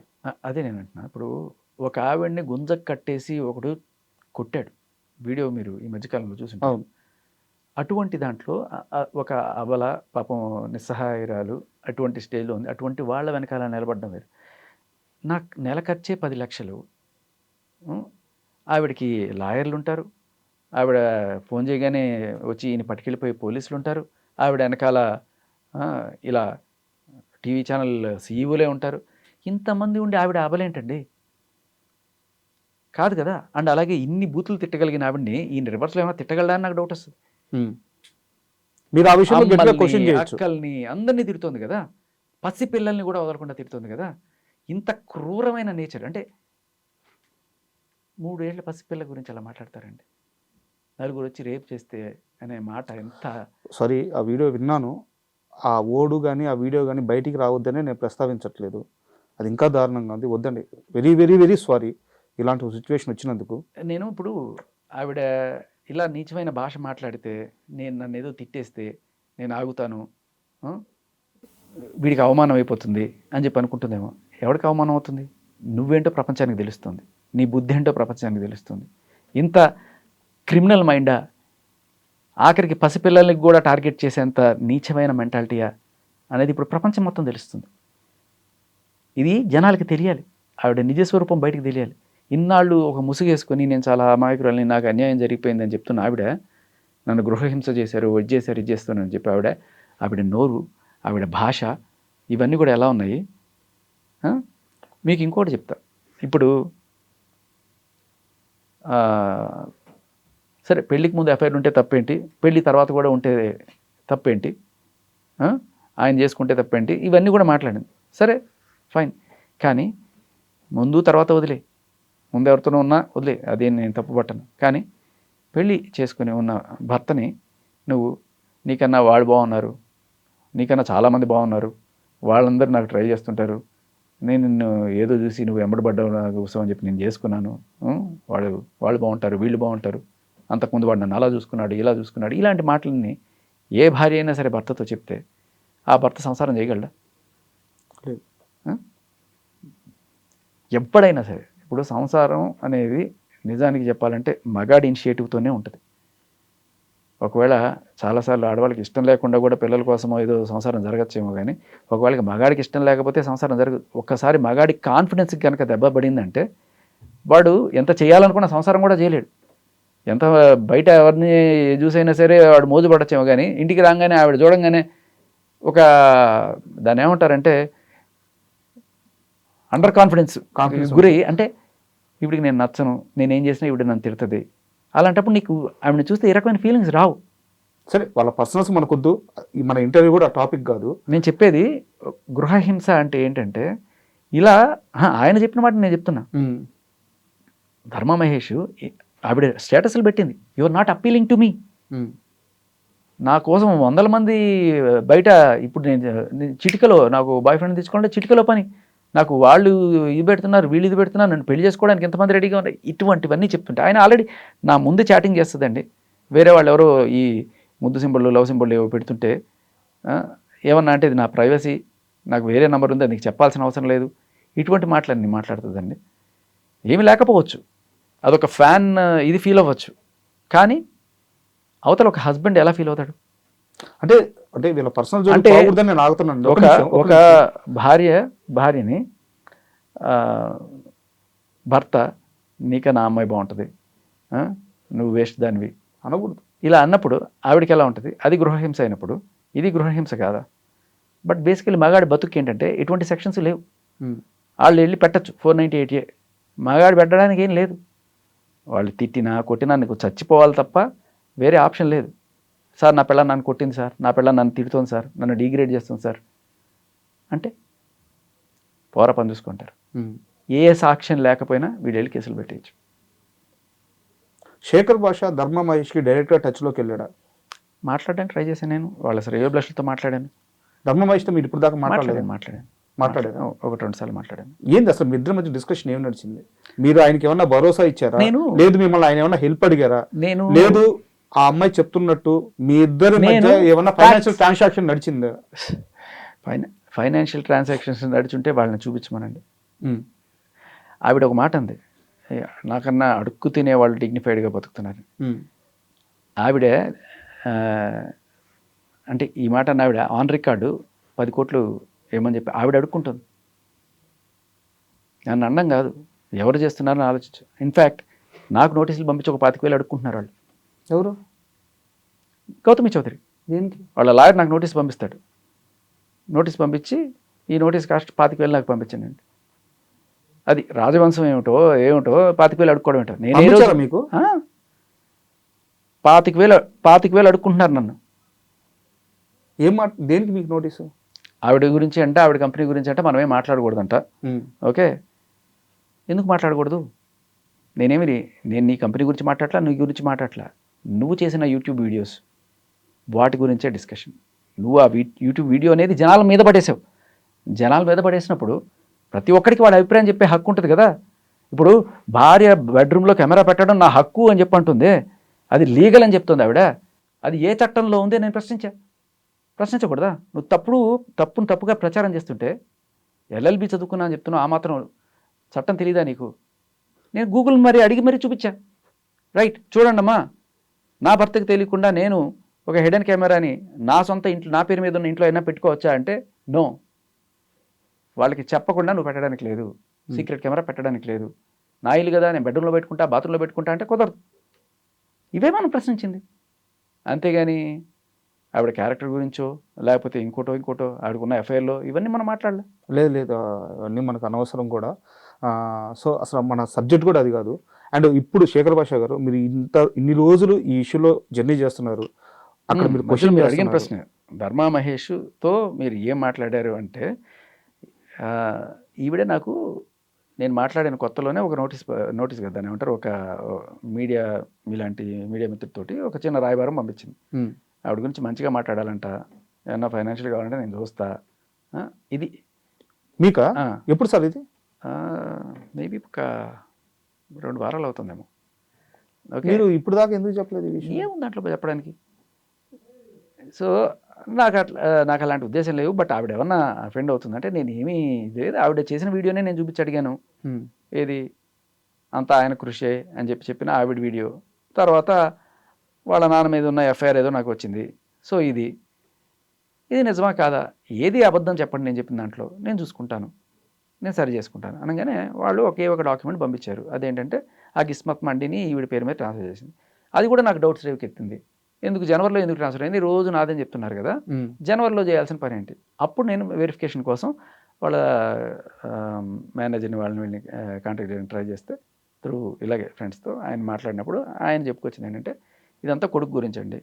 నా కొడుకుని నాకు ఇవ్వకుండా బలవంతంగా చూపించకుండా నా దగ్గర నుంచి ఈ ఆస్తి గుంజుకోవడానికి వీళ్ళు చేస్తున్నారు. ఇది వీళ్ళ అమ్మ నాన్న ఇలా వెళ్తే నన్ను ఇలా షీ టీమ్స్కి ఫోన్ చేసి నన్ను ఇంటికి కూడా రానివ్వకుండా, ఆ ఇంటికి రెంట్ నేనే కడుతున్నా, ఆ కార్కి ఇన్స్టాల్మెంట్ నేనే కడుతున్నా 3 లక్షలు, అన్నీ నేనే చేస్తున్నా కూడా నన్ను కనీసం ఇంటికి రాకుండా చేస్తున్నారు అన్నాళ్ళు చూపించింది. సడన్గా ఎందుకు ఇది అని చెప్పేదానికి ఇవాళ ఆయన సమాధానం చెప్తాను. నాకు తెలియదు, ఆ క్వశ్చన్ నేను అడగలేదు ఆ రోజు. నాకు అంతవరకే ఆయనతో మాట్లాడింది. బట్ ఇవాళ ఆయన ఇంటర్వ్యూలో ఓపెన్ అప్ అయి చెప్పింది ఏంటంటే, అప్పటి నుంచి మూర్తి గారితో రెగ్యులర్గా టచ్లో ఉంది. మూర్తి గారు ఈ సమస్య పరిష్కారం అవ్వాలనుకుంటే మీరు ఆయనకి బిడ్డను చూపించకండి అని చెప్పాడా అని ఆయన చెప్తున్నారు. మూర్తి గారే బిడ్డని నాకు చూపించకుండా అడ్డం పడుతున్నాడని ఆయన చెప్తున్నారు ఇవాళ. ధర్మ మహేష్ చెప్తాను. ఆ రోజు నాకు ఇంత అన్ని క్వశ్చన్లు అడగాలని లేదు, నేను జస్ట్ దాని గురించి అడిగి ఆవిడ పంపించిన డాక్యుమెంట్ ఇది ఉంది కదా, ఎందుకు ఇది అంటే ఇట్లా బిడ్డను చూపించాలంటే మీరు సెటిల్ చేసుకోండి అని అంటున్నారు. ఈరోజు అదే ఇంటర్వ్యూలో ధర్మ మహేష్ మాట్లాడుతూ ఒక కొత్త పాయింట్ రేజ్ చేశారు. ఎవరైతే ఈ గౌతమి చౌదరి తన వైఫ్ ఎవరైతే ఉన్నారో తను అండ్ మీరు చెప్తున్న ఆ జర్నలిస్టు ఇద్దరు కలిసి ఒక ఛానల్ పెట్టాలని, దానికోసం ఈ డబ్బులు వాడుకోవాలని ప్లాన్ చేస్తున్నారు, అందుకే ఇంతలావన ఫైట్ చేస్తున్నారు, నా మీద ఇంతలావన దాడి చేస్తున్నారు అని చెప్పేసి ఇది ధర్మా మహేష్ చెప్తున్న మాటలు. దీనిపైన మీకేమన్నా? నాకు దీనికి సంబంధించిన ఆధారాలు ఇంకా తీసుకోలేదండి. నేను కనుక్కుంటాను, ఏమన్నా వస్తే నేను మీకు ప్రజెంట్ చేస్తాను. బట్ అంటే అలా చెప్పారనుకోండి, ఇది నిజమా అని మనం వాళ్ళని అడగచ్చు కదా, అడగాలి కదా. ఒక జర్నలిస్ట్గా మీరు నన్ను అడుగుతున్నట్టే, మీరు నన్ను అడుగుతున్న క్వశ్చన్ ఆవిడని అడగాలనుకునే కదా క్వశ్చన్ ప్రతి ఒక్కళ్ళు కూడా. ఇది ఏ జర్నలిస్ట్ అయినా ఆవిడ అడగాలి కదా. అడిగితే పిల్లల్ని చంపేస్తారా, బీహార్ గ్యాంగ్ని తీసుకొచ్చి కొట్టించేస్తారా? అడగడమే తప్ప అంత కర్కశంగా ఎలా ఉండగలుగుతున్నారు మనుషులు? మిమ్మల్ని ఇంట్లో తిట్టట్లేదా మీ వైఫ్? అవన్నీ ఎందుకులేండి ఇప్పుడు. సీరియస్గా అడుగుతున్నాను, ఎందుకంటే ఫార్చునేట్లీ వాళ్ళు ఏం పట్టించుకోరు, వాళ్ళు ఏమి చూడరు ఇవన్నీ. నీకెందుకు ఎక్కడలేని పంచాయతీలన్నీ ఇంటి మీదకి తీసుకొస్తున్నావు, ఈరోజు పాప దాకా వచ్చింది, కామ్గా ఉండలేవా? మిమ్మల్ని ఎవరు ఏం క్వశ్చన్ చేయట్లేదు. ఇవన్నీ వాళ్ళ దాకా వెళ్ళవు అసలు. అన్నీ ఎవరి పనులు వాళ్ళు చేసుకుంటారు అంతే. నేను కూడా గత కొన్నాళ్ళుగా అసలు మీడియాలో లేను, ఎందుకంటే నాన్నగారికి ఒంట్లో బాగాలేదు. సో ఆయన పనిలో ఉండిపోయాను నేను. బట్ తర్వాత ఇంకా 3 నెలల తర్వాత కాస్త నాకు ఏదో వెసులుబాటు దొరికినప్పుడు అప్పుడు వచ్చి ఇట్లా న్యూస్ అనాలిసిస్ చేస్తుంటే అప్పుడు మన ఒపీనియన్ జస్ట్ ఒపీనియన్. ఇప్పుడు కొంతమంది ఆవిడని గట్టిగా తిట్టిన వాళ్ళు ఉన్నారు, బాగా బలంగా తిట్టిన వాళ్ళు ఉన్నారు. ఆవిడ అక్కడ తిరిగింది ఇక్కడ తిరిగింది అని లేదండి. అంటే మీరు ఒక ఆర్జేగా పనిచేశారు అంటే ఏ ఓట్స్ రావాలో ఏ ఓట్స్ రాకూడదో మీకు తెలుసు. అండ్ ఎవరం కూడా ఇంత చదువుకున్నాం, ఇంత జ్ఞానం ఉంది, ఎవరం కూడా ఒక ఆడ మనిషి మీద ఎలాంటి ప్రూఫ్స్ లేకుండా బ్యాడ్ వర్డ్స్ వాడలేము, నిందలు వేయలేము. కాకపోతే ఒక క్వశ్చన్ మీరు రేజ్ చేసిన తర్వాత ఆ వస్తున్న నేను అసలు ఇవన్నిటికంటే మించి అడిగిన క్వశ్చన్ ఒకటే, బిడ్డ అదే బుజ్జిబాబు వాడికి 2 ఏళ్ళు, వాడికి తండ్రిని దూరం చేయడం న్యాయమా? ఇప్పుడు సరే ఆయన ఏదో చేశాడు అనుకుందాం, నీ పాయింట్ ఆఫ్ వ్యూలో ఆయనకి శిక్ష బాబుని చూపించకుండా ఉండడం అనుకుందాం, ఓకే. ఇప్పుడు బాబుకి శిక్ష కదా ఇది, అంతే కదా. నువ్వు చేస్తున్న ఆయన మీద కసి తీర్చుకోవడానికి నువ్వు చేస్తున్న ప్రయత్నంలో ఇతడు సమిధిగా మారుతున్నాడు కదా బాబు. అవును, నేను అడిగేది అదే, మీరు ఏదైనా తేల్చుకోండి. ఇప్పుడు ఒకవేళ విడిపోదాం అనుకుని విడిపోయారు, ఆయన ఇంట్లో ఈయన ఒక ఇంట్లో ఉన్నారు, చూడడానికి వచ్చినప్పుడు వచ్చి చూస్తున్నాడు, బాబుకు కూడా ఆనందమే కదా, బాబుతో కాసేపు ఆడుకుంటాడు. లేదు ఇతను మమ్మల్ని కొట్టడానికి చంపడానికి ప్రయత్నిస్తున్నాడు, ఇటువంటివన్నీ చెప్పారు. సరే పోనీ అటువంటిది అనుకుంటే ఒక గంట సేపు బయటికి పంపించండి బాబుని, కాసేపు ఆడుకుంటాడు ఈయనతోటి. బట్ నాకు ఒకటి అనిపించింది, ఈ భాష మాట్లాడిన తర్వాత ఈ బీహార్ గ్యాంగులతో తీసుకొచ్చి జర్నలిస్టులందరినీ కొట్టించేసి చంపించేసి నాకు ఎగనెస్ట్గా ఎవడైనా మాట్లాడినా, ధర్మాకి ఎవడ సపోర్ట్ చేసినా వాళ్ళ పెళ్ళాలందరినీ తీసుకొచ్చి పక్కన పడి ఇట్లాంటి పిచ్చి మాటలన్నీ మాట్లాడి అక్కడితో ఆగకుండా, అంటే క్రిమినల్ కోపంగా 4 తిట్లు తిట్టడం వేరు, ఇట్లా గ్యాంగులను తీసుకొచ్చి ఫ్యామిలీ గురించి డీటెయిల్స్ కలెక్ట్ చేసి ప్లాన్ చేసి మిమ్మల్ని కొట్టించేటప్పుడు మీరు గుర్తుపెట్టుకుంటారా నా పేరు అని చెప్పడం అనేది this is criminal activity which is, అంటే ఒక ప్లాన్ ప్రకారం పథకం ప్రకారం చేస్తుందనేది అర్థమవుతుంది ఇక్కడ. ఏదో అదొకటే కాకుండా ఆఖరికి పసిపిల్లల్ని కూడా నీచంగా టార్గెట్ చేస్తూ దాని సంగతి చూస్తా, 3 ఏళ్ల పసిపాపని ఏంటి క్వశ్చన్లు అడిగితే ఇటువంటివి చేస్తున్న మనిషి. అసలు పాయింట్ వినండి ఇక్కడ, అంటే ఇంత సంస్కారహీనంగా మాట్లాడి, ఓకే సంస్కారహీనం పక్కన పెడదాం, బట్ ఇలా క్రిమినల్ ప్లాన్లు వేస్తూ అవతల వాళ్ళు ఎవరైతే నా గురించి మాట్లాడతారో వాళ్ళ ఫ్యామిలీని టార్గెట్ చేస్తూ వాళ్ళని ఏదైనా చంపిద్దామా లేకపోతే ఏదైనా చేద్దాం, కిడ్నాపులు చేస్తారా, చంపిస్తారా, ఏ రకంగా టార్గెట్ చేస్తారో 3 ఏళ్ల పాపని నాకు తెలియదు. బట్ అది ఇలాంటివి జరిగినప్పుడు ఏమనిపిస్తుంది ఎవరికైనా, ఇటువంటి తల్లి దగ్గర ఈ బిడ్డ పెరగడం సేఫా? వాడు ఈ భాష నేర్చుకొని ఇటువంటి దుందుడుకు చర్యలు చేసి అవతల వాళ్ళని టార్గెట్ చేసి వాళ్ళు ఎవరన్నా వచ్చి నీ ఇంటి మీద పడి నీ పిల్లాడిని ఏదన్నా చేస్తే, ఇప్పుడు అందరూ నాలా పరమాత్మ లేకపోతే మంచి వాళ్ళు ఉంటారని నేను చెప్పను, ఎవరికైనా కోపం వస్తాను, నువ్వు నా బిడ్డను టార్గెట్ చేస్తే నేను నీ బిడ్డను టార్గెట్ చేస్తాను, ఎవడన్నా వెళ్ళి చేశాడు అనుకో, బిడ్డకే కదా ప్రాబ్లం. ఇదే క్వశ్చన్ వాళ్ళ భర్త ధర్మా మహేష్ రీసెంట్గా అడిగారు, ఈ రోజే ఆయన బాధ అదే.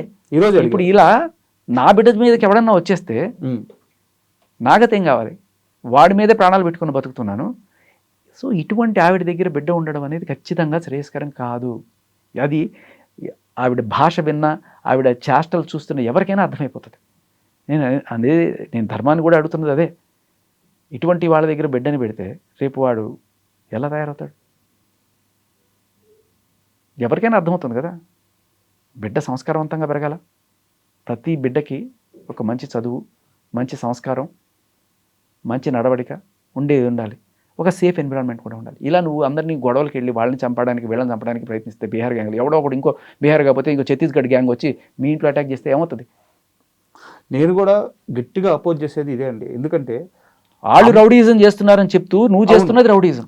ఆ అమ్మాయి వాళ్ళు బాడీ షేమింగ్ చేస్తున్నారని చెప్తూ, అంటే నేను లావ్ అయిపోయాను చెప్తున్నా, ఈవిడ చేస్తున్నది బాడీ షేమింగ్. వాడు ఎవడో పందిలా ఉన్నాడు అని చెప్తున్నది బాడీ షేమింగ్. వాళ్ళ మామ ఈవిడ్ని ట్రాన్స్జెండర్లా ఉన్నావు, ట్రాన్స్జెండర్ అని చెప్పి ఏదో తిట్టాడని చెప్తున్నా. ఆయన నన్ను గృహించేసి ఈవిడ నన్ను యాక్చువల్గా ట్రాన్స్జెండర్ కమ్యూనిటీ వాళ్ళు కూడా అఫెండ్ అయ్యారు. నిన్న చంద్రముఖి గారు ఫోన్ చేశారు, ఆవిడ ఎట్లా మాట్లాడతారండి అని చెప్పి. నేను ఏదో మాల్లో ఉన్నాను, నేను వచ్చి స్పందిస్తానని చెప్పి కూడా అంటున్నారు చంద్రముఖి గారు. మీకు ఐడియా ఉన్నారు కదా చంద్రముఖి గారు? మీరు వినిపిస్తే ఆవిడ మాట కూడా. చంద్రముఖి గారు, నేను ఊరికే చెప్పట్లా, ఆవిడ ఇది చూసి ట్రాన్స్జెండర్స్ గురించి ఇలా మాట్లాడతారా? ఆఖరికి ఆవిడ కూడా సానుభూతి వ్యక్తం చేశారు. ఓం శ్రీ మాత్రే నమః. జై భవాని. అన్నస్వామి, నేను అమ్మవారి దీక్షలో మాలలో ఉన్నాను. నేను ఖచ్చితంగా దీని మీద రెస్పాండ్ అవుతాను. ఈ వీడియో అలాగే ఉంచండి.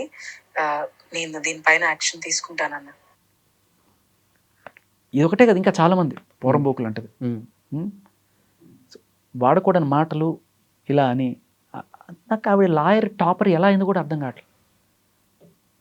ఏం మాట్లాడాలో, ఏం మాట్లాడితే ఏమవుతుందో కూడా తెలియకుండా లా టాపర్ ఎట్లా అయింది. బెడ్రూమ్లో కెమెరాలు పెట్టకూడదు అనే విషయం కూడా తెలియకుండా, హిడెన్ కెమెరాలు పెట్టకూడదు అనే విషయం కూడా తెలియకుండా ఆవిడ లాయర్ ఎట్లా అయింది, అది కూడా టాపర్ ఎట్లా అయింది. ఇవి క్వశ్చన్ చేస్తే బీహార్ గ్యాంగ్ని పంపించి చంపించేస్తానని చెప్పి అంత ఓపెన్గా రౌడీజం చేస్తుంటే దాన్ని ఆ మహానుభావుడు టీవీ5 మూర్తి గారు ఎలా సపోర్ట్ చేస్తున్నారు? నేను ఈవిని సపోర్ట్ చేస్తున్నా అంటున్నారు కదా. అవును సార్, ఆవిడకి ఫ్రస్ట్రేషన్ వచ్చింది సార్, ఫ్రస్ట్రేషన్లో ఇలాగే చేస్తారు సార్ ఆడవాళ్ళు అంటారా? పోనీ అది కూడా చెప్పండి. పసిపిల్లల్ని కూడా టార్గెట్ చేస్తామంటారా ఫ్రస్ట్రేషన్ వస్తే? మీరే అడగండి. నేను అడుగుతున్నాను మూర్తి గారిని, నేను ఓపెన్గానే అడుగుతున్నాను. సార్, ఇటువంటి వాళ్ళని మీరు సపోర్ట్ చేస్తున్నారు, పసిపిల్లల గురించి ఇంత నీచంగా మాట్లాడుతూ, 3 ఏళ్ల పసిపిల్ల గురించి మాట్లాడుతుంది ఆవిడ. ఈ మొత్తం వ్యవహారంలో మీరు చాలా రోజులు ట్రావెల్ అవుతున్నారు. ఇప్పుడు ఈ గౌతమి చౌదరి అసలు ఏం కోరుకుంటుంది, దీనికి ఎలా ఫుల్ స్టాప్? ఆవిడ చెప్పేది ఒకటి చేసేది ఒకటి కదా. ఆవిడ ఏమంటుంది, నాకు డ్రైవర్స్ ఇస్తే చాలు అని చెప్పిన ఆవిడే తర్వాత మెల్లగా గిస్మత్ మండి అది నాది, దాని మీద 25 కోట్లు వచ్చింది కాబట్టి దాంట్లో 10 కోట్లు ఇవ్వండి అని వాళ్ళ నాన్న దాన్ని ఏదో మరి కాంప్రమైజ్ చేశారు. లేకపోతే సరే నిజమే అనుకుందాం, ఒకవేళ 10 కోట్లు వస్తే చూపించండి. 25 కోట్లు అదే ఐటీ రిటర్న్స్ ఉండాలి కదా, అవును, తీసుకొచ్చి చూపించమనండి. 0 తెలుసా మీకు? 0 ఐటీ రిటర్న్స్ ఇన్నేళ్లలో. బయటకు చెప్తున్నా ఫేక్ మాటలు ఇవన్నీ. గిస్మత్ బ్రాండ్ మీద వచ్చిన ఇన్కమ్ ఏదన్నా ఉంది అంటే చూపించమనండి ఐటీ రిటర్న్స్. అదే సార్, అది అంత పెద్ద సక్సెస్ అయిందని చెప్పి చెప్తారు. చూపించమనండి. 25 కోట్లు వచ్చింది అన్నారు కదా, 25 కోట్లు వస్తే 10 కోట్లు తీసుకోమనండి. నిజంగా ఏం డౌట్ లేదు. 25 కోట్లు వచ్చినట్టు లెక్క చూపించాలి కదా. అవును, చూపించండి. నేను 10 కోట్లు అడుగుతున్నావు, ఎందుకయ్యా 10 కోట్లు అడుగుతున్నావు అంటే దాని మీద 25 కోట్లు వచ్చింది అన్నారు. మరి అది నిజమే అయితే ఏంటంటే, ఒక బ్రాండ్ పెట్టుకున్నందుకు అంత డబ్బులు వస్తాయా? ఇది బ్రాంచ్ మీద వచ్చిన ఇన్కమ్ కాదు, బ్రాండ్ మీద వచ్చిన ఇన్కమ్. ఎంత రాయల్టీస్ ఇచ్చినా కానీ అసలు లేదు కదా అంత. బట్ నేను కొన్ని బ్రాంచెస్ మీ ఉన్నాయి అనుకుందాం, ఆ బ్రాంచెస్లో వచ్చిన ఆదాయం అయినా సరే చూపించండి. ఐటీ రిటర్న్స్ అని ఇప్పుడు మీరు 25 కోట్లు సంపాదించారు అంటే ఆ 25 కోట్లకి వీళ్ళు ఐటీ రిటర్న్స్ ఫైల్ చేసి ఉండాలి. ఐటీ రిటర్న్స్ ఫైల్ చేసి ఉంటే అవి ఖచ్చితంగా తీసుకొచ్చి ఇదిగోండి ఎంత వచ్చిందని చెప్పి చూపించండి. దమ్ముంటే, మీరు చెప్పే దాంట్లో నిజం ఉంటే అడగచ్చు కదా. ఒక జర్నలిస్ట్గా మనం అడిగితే చంపేస్తారా? పసిపిల్లల మీద టార్గెట్ చేస్తారా? అడగడం కరెక్టా కాదా? క్వశ్చన్ చేయొచ్చు. ఎందుకండి మా బ్రాండ్, మా ఇష్టం, మా గురించి మీరు ఎందుకు మాట్లాడతారు? మీరు ఎందుకు వచ్చి మాట్లాడుతున్నారు బయట? మీరు మీడియాలో వచ్చిన స్టేట్మెంటే కదా ఇది. 25 కోట్లు వచ్చాయి కాబట్టి నేను 10 కోట్లు అడుగుతున్నానని నువ్వు మీ ఆయనతో కూర్చొని 4 గోడలో చెప్పుకోవట్లా. ఓ పెద్ద ఛానల్లో కూర్చొని మా అందరికి వినిపించావు కదా. దాంట్లో నిజాలు మేము అడగడం తప్ప? మాకెందుకు వినిపించావు? మాకేం కర్మ ఇది? రోజు కూర్చొని గంటలు పుంఖాలు. సరే నేను పట్టించుకోను అనుకో, ఎవరో ఒకళ్ళు అడుగుతారు కదా ఇట్లా, అప్పుడైనా చూస్తాను కదా. చూసినప్పుడు డౌట్లు వస్తాయి కదా, వచ్చినప్పుడు అడుగుతాం కదా. ఏమ్మా ఇది తప్ప, నేను అడగడం తప్ప చెప్పండి. మీరు 10 కోట్లు డిమాండ్ చేస్తున్నారు కదా, ఈ 10 కోట్లు నిజంగా న్యాయబద్ధమైన డిమాండ్ అయితే, 25 కోట్లు వాళ్ళకి వచ్చిన విషయం నిజమే అయితే ఐటీ రిటర్న్స్ చూపించండి మీకు వచ్చినవి. అడగచ్చా? అడగకూడదా? ఖచ్చితంగా అడగచ్చు. చూపించమనండి, అడగమనండి. నాకు భరణం వద్దన్నారు కదా, ఓకే. మీరు అదే దాని మీద స్టిక్ అని ఉంటే దాని మీద వచ్చిన ఇన్కంలో ఫర్ ఎగ్జాంపుల్ 30% అనుకుందాం, 30% కూడా లేదు, సరే ఎంతైతే అంత 30% అనుకుందాం, దాంట్లో ముగ్గురు పార్ట్నర్లు అనే లెక్క వేసుకుంటే వచ్చిన దాంట్లో 30, మీరు ఐటీ రిటర్న్స్ చూపించండి, దాంట్లో 30% వేసుకొని తీసుకోండి. దీనికి ధర్మా మహేష్ రెడీగా ఉన్నారా? ఆయన రెడీగానే ఉన్నానని చెప్పారు కదా, ఉమ్, నాకు బిడ్డనిచ్చి ఉమ్, నువ్వు తీసేసుకో ఉమ్. అంతే. ఆయన రెడీగానే ఉన్నారు. కానీ నువ్వు ఎప్పుడైతే బిడ్డను చూపించలేదో అప్పుడు ఈయన అబ్జెక్షన్ పెట్టాడు. ఉమ్. నేను ఇచ్చిందే నీకు బిడ్డ కోసం, నువ్వు ఆ బిడ్డనే నాకు చూపించకపోతే నాకెందుకు? అదే కదా ఆయన చెప్తున్నది. శేఖర్ భాష గారు, ఫైనల్గా నాకు ఒక ప్రశ్నకి సూటిగా సమాధానం చెప్పండి. ఇన్ని రోజులు మీరు క్వశ్చన్ చేయడం స్టార్ట్ చేశారు, అయితే ఇప్పుడు వాళ్ళ థ్రెట్టింగ్ అనేది మీకు పర్సనల్గా ఫ్యామిలీ దాకా వచ్చేసింది. ఈ అంశంలో ఇకపైన శేఖర్ భాష ఆగిపోబోతున్నాడా, ఇంకా ఎక్కువ ఫైట్ చేయబోతున్నాడా, ఎలాంటి స్టాండ్ తీసుకోబోతున్నాడు? ఒక మాట భయ్య, ఇప్పుడు మీరు పిలిస్తే నేను ఇంటర్వ్యూకి వచ్చా, నేను ఇదేం ఉద్యమంగా వెళ్ళి చేయాలనుకోవట్లేదు. రేపు ఎవరన్నా సరే వచ్చి నన్ను అడిగితే నేను ఖచ్చితంగా నా ఒపీనియన్ చెప్తా, అది నా హక్కు, రాజ్యాంగం ఇచ్చిన హక్కు. నువ్వు నాకు గంటలు గంటలు వీడియోలు చూపిస్తావు, మూసుకొని నా భజన చేయంటే నాకు కుదరదు. అక్కడ కూర్చుని జర్నలిస్ట్ ఎవరైతే నేను అడగాలనుకునే క్వశ్చన్లు నువ్వు రాసిస్తావేమో, వాళ్ళు అడుగుతారేమో, కానీ జనాల్లో ఉన్న ప్రశ్నలు కదా ఇవన్నీ. కింద కామెంట్లో వల్గర్ కామెంట్లు 100 ఉండొచ్చు, కానీ సహేతుకరమైన కామెంట్లకి నువ్వు సమాధానం చెప్పాలి కదా. ఏ రోజైనా సరే ఒక వల్గర్ కామెంట్, వల్గర్ ఇది మనం పాస్ చేసామా? లేదు కదా. నువ్వు చెప్పిన మాటలు కూర్చోబెట్టి అసలు ఇవన్నీ నేను శేఖర్ భాష ఎందుకు ఆగడు అంటే ఒక మాట చెప్తాను మీకు. మీరు ఇప్పుడు గూగుల్ ఓపెన్ చేసి ఒక మాట అడుగుతాను, చెప్పండి, ఒక క్వశ్చన్ అడగండి గూగుల్ని. భారతదేశంలో which is the most misused legal section in India? Which is the most misused legal section in India? కొట్టండి, స్పీకర్లో అడగండి పర్లేదు. Most misuse section in India, legal section అని అడగండి, లేకపోతే వేరే వస్తుంది. Which is the most misuse legal section in India అడగండి. వచ్చింది sir. Section 498A of the Indian penal code is widely considered the most misused legal section in India. So అయితే 498A చాలా misuse అవుతుంది అంటారు. అన్ని సెక్షన్లోకి అత్యంత దుర్వినియోగం కాబడుతున్న సెక్షన్ ఏదన్నా ఉందంటే 498A ఐపీసీ. దాన్ని రీసెంట్గా బిఎన్ఎస్లో 85గా రూపాంతరం చెందింది. అదైనా ఇదైనా ఒకటే, సేమ్ 498A అనమాట. ఇది ఏంటి అంటే ఏ సాక్ష్యం ఆధారం లేకుండా భార్య వెళ్ళి భర్త మీద కేసు పెట్టే ఇది పెడితే ముందు వెనక చూసుకోకుండా నిన్ను కావాలంటే నీ ఫ్యామిలీని ఇంకా ఎవరన్నా మీ బంధువులు, దూర బంధువులు ఎవరి పేర్లు చెప్తే వాళ్ళందరినీ తీసుకొచ్చి లోపల పడేసే ఒక క్రూరమైన సెక్షన్. లేదా ఆవిడ చెప్పిందంటే అది నిజం, ఎందుకంటే ఆడది అబద్ధం చెప్తుంది అని అంటే డిసైడ్ అయిపోయారు. దీనికి వెనకాల బ్యాక్గ్రౌండ్ ఏంటంటే అప్పుడెప్పుడో మరి ఎవరో ఒక పొలిటీషియన్ వాళ్ళ అమ్మాయికి ఇటువంటిది ఏదో అత్తగారింట్లో జరిగితే సాక్ష్యాలు లేని కారణంగా అని చెప్పి అన్నారని. ఆహా అవునా, సాక్ష్యాలు లేక అది ఎట్లా అంటారు, చట్టమే చేద్దాం, అసలు సాక్ష్యాలు అవసరం లేదు దీనికి అని చెప్పేస్తే వాళ్ళ ఇంట్లో ఏదో జరిగిందని చెప్పి ప్రపంచం అందరికీ, దేశం మొత్తానికి ఆపాదించకూడదు కదా. ఏ దేశంలో లేని విచిత్రమైన సెక్షన్ మన దేశంలో ఉంటుంది. దీన్ని అడ్డం పెట్టుకొని తర్వాత ఒక నెక్సెస్ అనమాట, ఒక ఆవిడ వెళ్ళి పోలీసు దగ్గరికి వెళ్ళి ఇచ్చేస్తుంది. ఇది కోర్టులో ఎట్టగో సాక్ష్యాలు ఖచ్చితంగా ప్రొడ్యూస్ చేయాలి, కానీ కోర్టులో ప్రొడ్యూస్ చేసే లోపల వీడికి జరిగే సన్మానం ఏదైతే ఉంటుందో, అంటే బలవంతంగా వీడిని తీసుకొచ్చి అరెస్ట్ చేయడం, వీళ్ళ అమ్మా నాన్నని రోడ్డుకి ఎచ్చడం, ఇవన్నీ కూడా అవ్వడం. దీనికి తోడు నెక్స్ట్ మీడియాకి ఎక్కడం, వీడు ఒక దుర్మార్గుడు, దీచుడు, నన్ను కొట్టేశాడు, తిట్టేశాడు, తోసేశాడు, నన్ను కడుపుతున్నప్పుడు కాలుతో తన్నాడు, ఇలా ఏదన్నా పెట్టచ్చు, దానికి ఏ ఆధారం అక్కర్లేదు, తీసుకొచ్చి పెట్టేస్తాడు. ఇప్పుడు ఏమవుతుంది, వాడు పొలవమని చెప్పి వచ్చిన తర్వాత సార్ సిఏ గారు లేకపోతే ఎస్ఐ గారు ఏంట్రా సెటిల్ చేసుకో, లేకపోతే అయిపోయింది నీ జీవితం, నీ ఉద్యోగం పోద్ది, నీవు పోద్ది, అది పోద్ది, నేను తీసుకెళ్ళి లోపలేస్తాను, 10 ఏళ్ళు జైలు శిక్ష, నాన్ బెయిలబుల్, ఇన్ని మాటలు మాట్లాడేది వాడికి పడిపోద్ది. ఇంక వెంటనే ఏం చేస్తాడు, ఎంతో కొంత వచ్చి సెటిల్ చేసుకుంటాడు. 10 లక్షలు ఇస్తే 1 లక్ష రాదా, 10 కోట్లు ఇస్తే 1 కోటి రాదా, ఇది ఒక బిజినెస్ అయిపోయింది. జడ్జిలు కూడా ఆఖరికి డిమాండ్ చేశారు డబ్బులు అని చెప్పి ఆయన అతుల్ సుభాష్ చచ్చిపోయిన వాంగ్మూలంలో రాశాడు. అవును, ఆ కేసులో అతను. సో ఇది లిటరలీ ఎంత మిస్యూజ్ అంటే కొన్ని వేల కుటుంబాలు చితికిపోయి చచ్చిపోయినాయి.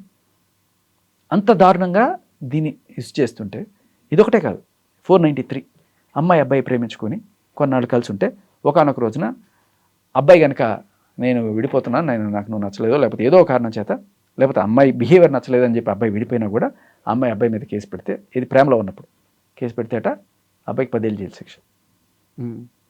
అదే కనుక అమ్మాయి నాకు నువ్వు నచ్చలేదు, నాకు నీకన్నా బెటర్ సంబంధం వచ్చింది, అమెరికా వాడు దొరికాడు, నేను వెళ్ళిపోతున్నాను అని చెప్పంటే నువ్వు నోరు మూసుకున్నాడు. వాళ్ళ మీద కేసు పెట్టడానికి సెక్షనే లేదు. ఎంత దారుణం అండి.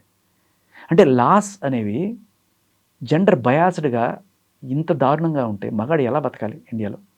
నువ్వు ప్రేమించలేవు, పెళ్లి చేసుకోలేవు, అంతా నీకు అగ్నెస్ట్గానే ఉంది. ఈరోజు నువ్వు మగాడికి ఉన్న పరిస్థితి ఇది.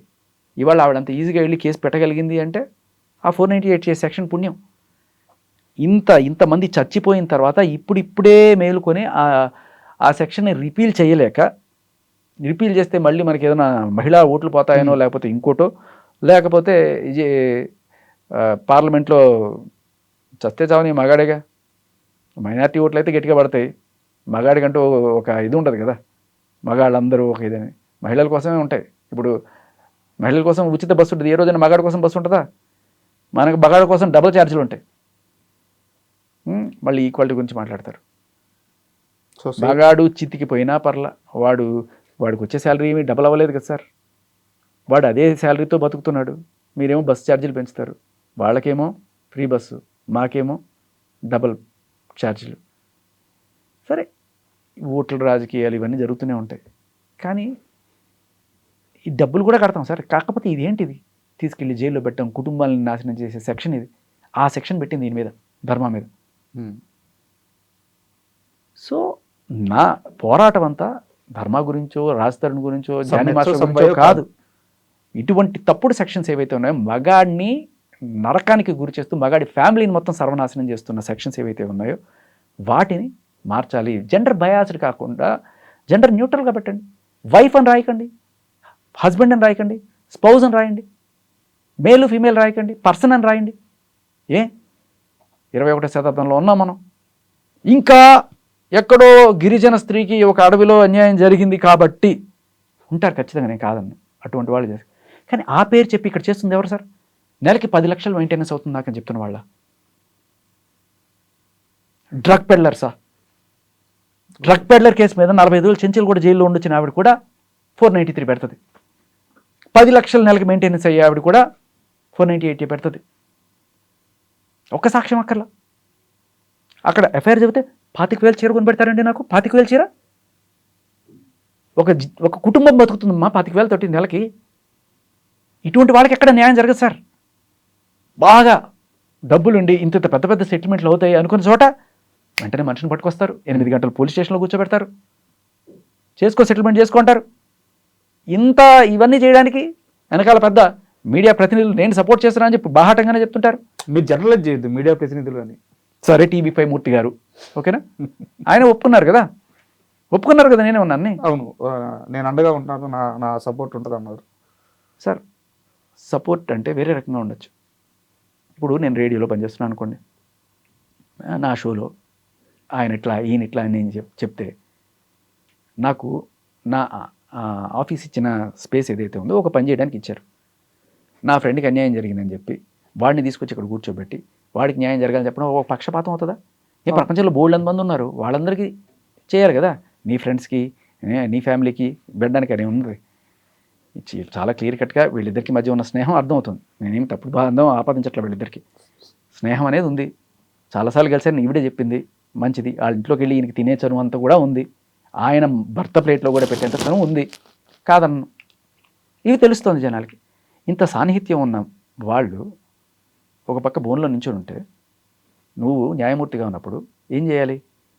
అయ్యా, ఈవిడికి ఈవిడ నా ఫ్యామిలీ మెంబరో లేకపోతే నా క్లోజ్ ఫ్రెండో కాబట్టి నేను తీర్పు చెప్పడానికి అర్హుని కాదు, ఎందుకంటే నేను చెప్పినా కూడా బయాస్డ్గా నా మీద నిందలేస్తారు జనాలు.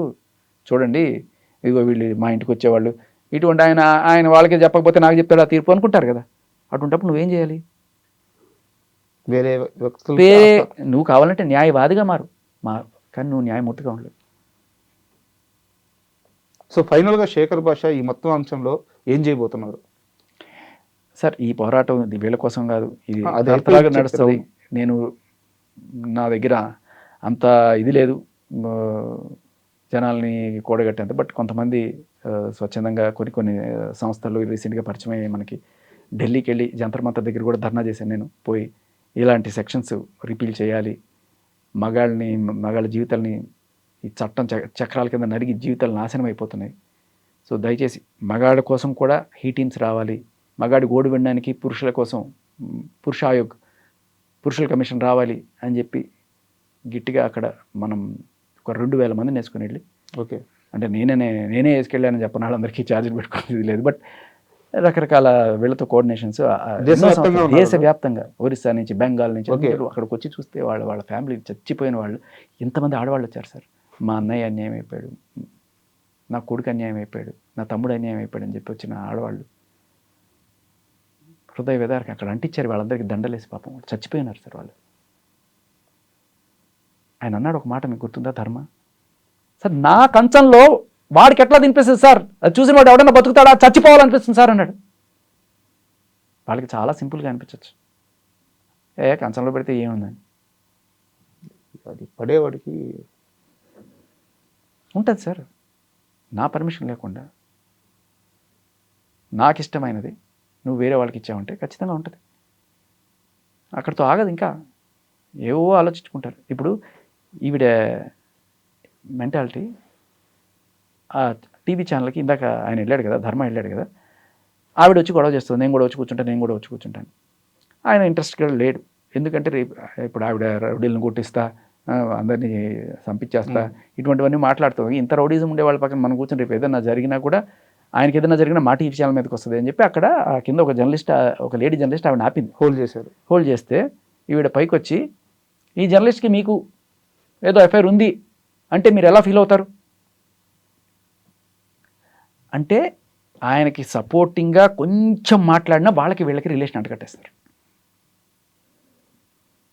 రాజకీయం, అమ్మో ఎందుకు వచ్చిందిరా బాబు ఈ నోరుతో మనం పడలేము, పోమ్మా అని చెప్పి అనేయాలన్నమాట. ఈ మొత్తం వ్యవహారంలో అసలు ధర్మ మహేష్ తప్పే లేదని శేఖర్ భాష ఫీల్ అవుతున్నాడా? సార్, తప్పులు భార్య భర్త చేస్తారు, కానీ వాళ్ళని రోడ్డు మీదకి ఇచ్చి వాళ్ళ మీద పోలీస్ కేసులు పెట్టి వాళ్ళు పచ్చి బూతులు తిట్టి అమ్మల్ని అక్కల్ని, అది మామూలు తప్పులు కాదు సార్. తప్పులని భార్యాభర్తలు చేసుకోరా, ఏదో ఆయన సరే సినిమా తీసుకెళ్తా అంటాడు, లేదా అబద్ధాలు చెప్పుండొచ్చు, ఈవిడ అబద్ధాలు చెప్పుండొచ్చు, ఏదో ఉంటాయి ఫ్యామిలీ అన్న తర్వాత. దాని గురించి మనం ఎవ్వరం డిస్కస్ చేయాల్సిన పని లేదు. ఇన్ఫ్యాక్ట్ కొన్నిసార్లు ఎఫ్ఐఆర్ ఉన్నా కూడా, భర్తకి ఎఫ్ఐఆర్ ఉన్నా భార్య సర్దుకుపోయిన దాఖలాలు ఉన్నాయి, అలాగే భార్యకి ఏమన్నా ఉన్నా కూడా కొన్నిసార్లు బిడ్డల దృష్ట్యా భర్త కూడా సర్దుపోయిన దాఖలాలు చాలానే ఉన్నాయి. అది కాదు. సో క్లియర్ అయితే శేఖర్ భాష ఇవ్వట్లేదు ధర్మ మహేష్కి. ఆయనే చెప్పాడు కదా సార్, ఇప్పుడు నన్ను ఇంతగా డీగ్రేడ్ చేస్తే ఒక మగాడిని, నీకన్నా వాడు బాగుంటాడు, నీకన్నా వాడితోనే ఉంటాడు, నన్ను పుష్ చేసింది సార్. ఆఖరికి పిల్లాడిని చూడడానికి వచ్చినప్పుడు కూడా నన్ను చూడడానికి లేకుండా తరిమేస్తే, అమ్మ పెట్టదు అడుక్కు తిననివ్వదంటే ఎట్లా? ఆయన ఇదే చెప్తున్నాడు, నేను ఇలా అవ్వడానికి కారణం ఈవిడే. కాకపోతే మీరు అంటగడుతున్న సంబంధాలన్నీ కూడా పచ్చి అబద్ధాలు. ఆయన డైరెక్ట్గా చెప్పలేదు, కానీ ఇంట్లో ఫుడ్ దొరకకపోతే ఏం చేస్తారు అని చెప్తున్నాడు. ఇంట్లో ఫుడ్ దొరకకపోతే ఏం చేస్తారు అది సమాధానం కాదు, బట్ ఆయన మేబీ ఆయన వేరే చోట యాక్సెప్ట్ చేశాడని కూడా వాళ్ళు చెప్తున్నారు. చేశారో లేదో నాకు తెలియదు, నేను చూడలేదు. ఒకవేళ చేసుంటే ఫైన్, కానీ ఆ పేరు చెప్పి ఆయన కొడుకు దూరం చేయడము, లేకపోతే ఆయనకి ఉన్న ఫ్రెండ్స్ అందరితోటి ఈయనకి రిలేషన్లు నాట కట్టడం, ఆ ఆడవాళ్ళ పేర్లన్నీ బయటికి తీసుకొచ్చి వాళ్ళ ఫ్యామిలీని బజార్కి ఇచ్చడము, వాళ్ళ హస్బెండ్స్ పేర్లు చెప్పడము, వాళ్ళ ఇంటి అడ్రస్లు చెప్పడము కరెక్ట్ అంటారా? వేరే వ్యక్తుల ప్రైవసీని మనం ఎలా బయట పెడతాం? సో ఫైనల్గా శేఖర్ భాష గారు, ఇప్పుడు ఏదైతే మీరు ఫేస్ చేస్తున్నారో ఈ మొత్తం సినారియో నుంచి మీ ఫైట్ అయితే పాయింట్ ఏమవుతుందంటే, ఇక్కడే ఒకటే చెప్తా, ఒకవేళ నీకు అక్రమ సంబంధాలు నిజంగానే ఏమన్నా ఉన్నట్టు ప్రూవ్ అయితే దానికి పెద్ద శిక్షలు ఏం లేవు, కానీ దాన్ని బేస్ చేసుకొని డైవర్స్ క్లెయిమ్ చేసుకోవచ్చు. డైవర్స్ క్లెయిమ్ చేసేటప్పుడు ఆడవాళ్ళు అయితే భరణం కూడా క్లెయిమ్ చేయొచ్చు. ఇదే మగవాడికి రివర్స్లో వస్తే, ఆవిడకి అక్రమ సంబంధం అని ప్రూవ్ చేస్తే నువ్వు డైవర్స్ తీసుకోవచ్చు. నువ్వు ఆవిడ దగ్గర నుంచి భరణం అయితే తీసుకోలేవు, కానీ భరణం ఇవ్వకుండా ఆగచ్చు.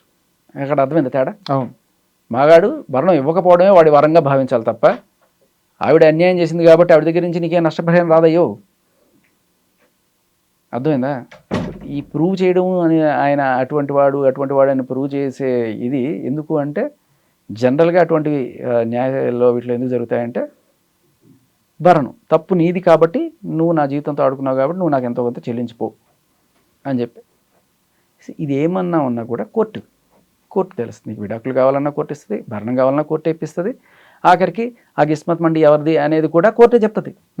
TV5 మూర్తి గారు అయితే చెప్పరు కదా, మీరు మళ్ళీ ఆయన తీసుకొచ్చారు. కాదు, ఆయన నేను సపోర్ట్ చేస్తున్నాను చెప్తున్నారు కదా. సపోర్ట్ అంటే ఏంటి సార్? నాకు అర్థం కాలేదు. సపోర్ట్ అంటే ఈయన స్టేషన్కి పిలిపించడంలో సపోర్టా, లేకపోతే ఏంటి సపోర్ట్ అంటే? పోలీసుల దగ్గర పంచాయతీ చేయించడం సపోర్టా? కోర్టుకి వెళ్తే అంత భరణం రాదు కాబట్టి బయట సెటిల్మెంట్లు చేసుకుంటే ఎక్కువ వస్తాయి. కోర్టు అవునమ్మా నువ్వు ఎంత చదువుకున్నావు కదా, నీ కాళ్ళ మీద నువ్వు బతుకు, ప్రస్తుతానికి ఏదో దాంట్లో ఏదో వాటా వస్తుంది అంటున్నావు కదా, ఆ లెక్కలు చూడండి, ఆ లెక్కలు ఎంత వస్తే అంత తీసుకోండి అని చెప్తారు.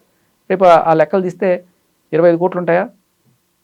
చూపించమనండి, అదే నేను అడుగుతున్నాను. మీరు ఆల్రెడీ ఏదో ప్రూఫ్స్తో సహా చూసినట్టున్నారు, ఖచ్చితంగా చెప్తున్నారు లేదు అంత రాలేదు, అసలు ఐటీ రిటర్న్స్ కూడా ఫైల్ చేయలేదు అని చెప్పేసి అనేది నేను వాళ్ళ దగ్గర వాళ్ళ శ్రేయోభిలాషులను కనుక్కున్నాను. నేను ఎప్పుడైతే ఈ అగ్రిమెంట్ వచ్చిందో, ఈవిడ 25 కోట్ల మ్యాటర్ బయటకు తీసుకొచ్చిందో, నేను అడిగాను ఐటీ రిటర్న్స్ ఉన్నాయా దీనికి, ఉంటే చూపించండి. ఏం లేవు. ఒకవేళ అంతా బ్లాక్లో ట్రాన్సాక్షన్ అయితే మొత్తం గోవిందా. అది ఇప్పుడు మాకు వద్దు సార్, అన్నిటికంటే అదే పెద్ద సమస్య ఈ ఉంది. రాయల్టీ మాకు వద్దు, మేమంతా బ్లాక్లోనే తీసుకుంటాం అని ఎవడన్నా అని అట్లా తీసుకున్నాడు అనుకోండి బ్లాక్లో, అంటే వాళ్ళు చేశారని చెప్పట్లేదు నేను, ఎవరన్నా నిజంగా అలా చేస్తే ఏమవుతుంది, రేపు కోర్టులో క్లెయిమ్ చేసుకోలేవు కదా నువ్వు. అవును, బ్లాక్ని గోవిందా గోవిందా. ఇరు వర్గాలకి ఇప్పుడు అన్నిటికంటే అది అతిపెద్ద సమస్య అవుద్ది. ఇరు వర్గాలకి ఏం లేదు. ఇప్పుడు నిజంగా అది హైప్, ఎగ్జాగరేషన్ అని నా ఉద్దేశం. 25 కోట్లు బ్రాండ్కి అంత వస్తుందా అనేది నాకైతే అనిపించట్లా. సరే, let them prove. Okay Shekhar Basha గారు, చాలా థ్యాంక్ యూ. అండ్ ఈ మొత్తం విషయంలో నుంచి మీ ఫైట్ అనేది ఎలా అయినా సరే మీరు ఎలా అయినా ట్రై చేయొచ్చు. అంటే పురుష ఆధిక్య సమాజంలో పురుషులకి న్యాయం జరగట్లేదు, పురుష ఆధిక్యం అని చెప్తున్నారు కానీ పురుషులే ఇబ్బంది పడుతున్నారు. పురుషులు ఇబ్బంది పడడం కూడా పక్కన పెడితే, నాకు మహిళలంటే కూడా చాలా రెస్పెక్ట్ సార్. ఒక విషయం చెప్పినాను, ఆవిడకి అన్యాయం జరిగిందని చెప్పి ఊళ్ళో ఉన్న 100 మహిళల్ని రోడ్డుకి ఇచ్చి వాళ్ళందరి ఫోటోలు వాళ్ళందరినీ బయటపెట్టి వాళ్ళని జీవితాలు నాశనం చేసి, ఏది మళ్ళీ టీవీ5 మూర్తి గారు ఆయన ఛానల్లోనే మీరు ఆయన ఛానల్లోనే తీసుకొచ్చి అన్ని ప్లే చేశారు కదా. సో వాళ్ళందరి జీవితాలు బయట పెట్టినట్టే కదా సార్. ఏ హక్కు లేకుండా నాకు అన్యాయం జరిగిందని ఒక్క మహిళ చెప్పి 100 మంది మహిళల్ని తప్పు చూపిస్తున్నారు. మరి వాళ్ళందరూ కూడా మహిళలే కదా, వాళ్ళవి జీవితాలే కదా. అన్ని ఎప్పుడు మీకు అది అర్థమవుతుంది అంటే, ఇదిగో తోక అదిగో పులి అన్నట్టు, ఇదిగో వీళ్ళిద్దరు ఇక్కడ ఈ కారిడార్లో నడుచుకొని వెళ్ళారు కాబట్టి వీళ్ళిద్దరికి మధ్య అది ఉంది అని మీరు చెప్తే, మరి మీరు వాళ్ళ ఇంట్లో ఇదిగో ఈయన మేమైనా కారిడార్లో నడుచుకెళ్ళాం, ఇంట్లో ఇక్కడికి వెళ్ళిన ఫుటేజ్ కూడా లేదు, నువ్వు ఇంట్లో కూర్చొని నా ప్లేట్లో తిన్నావు, మరి తర్వాత ఏం చేసావు అని ఆయన అడిగితే, ఇప్పుడు జనాలందరూ అడుగుతున్నది అదే కదా, ఎంగిల్ ప్లేట్లో తినడం ఏంటి సార్ అసహ్యంగా అని చెప్పి.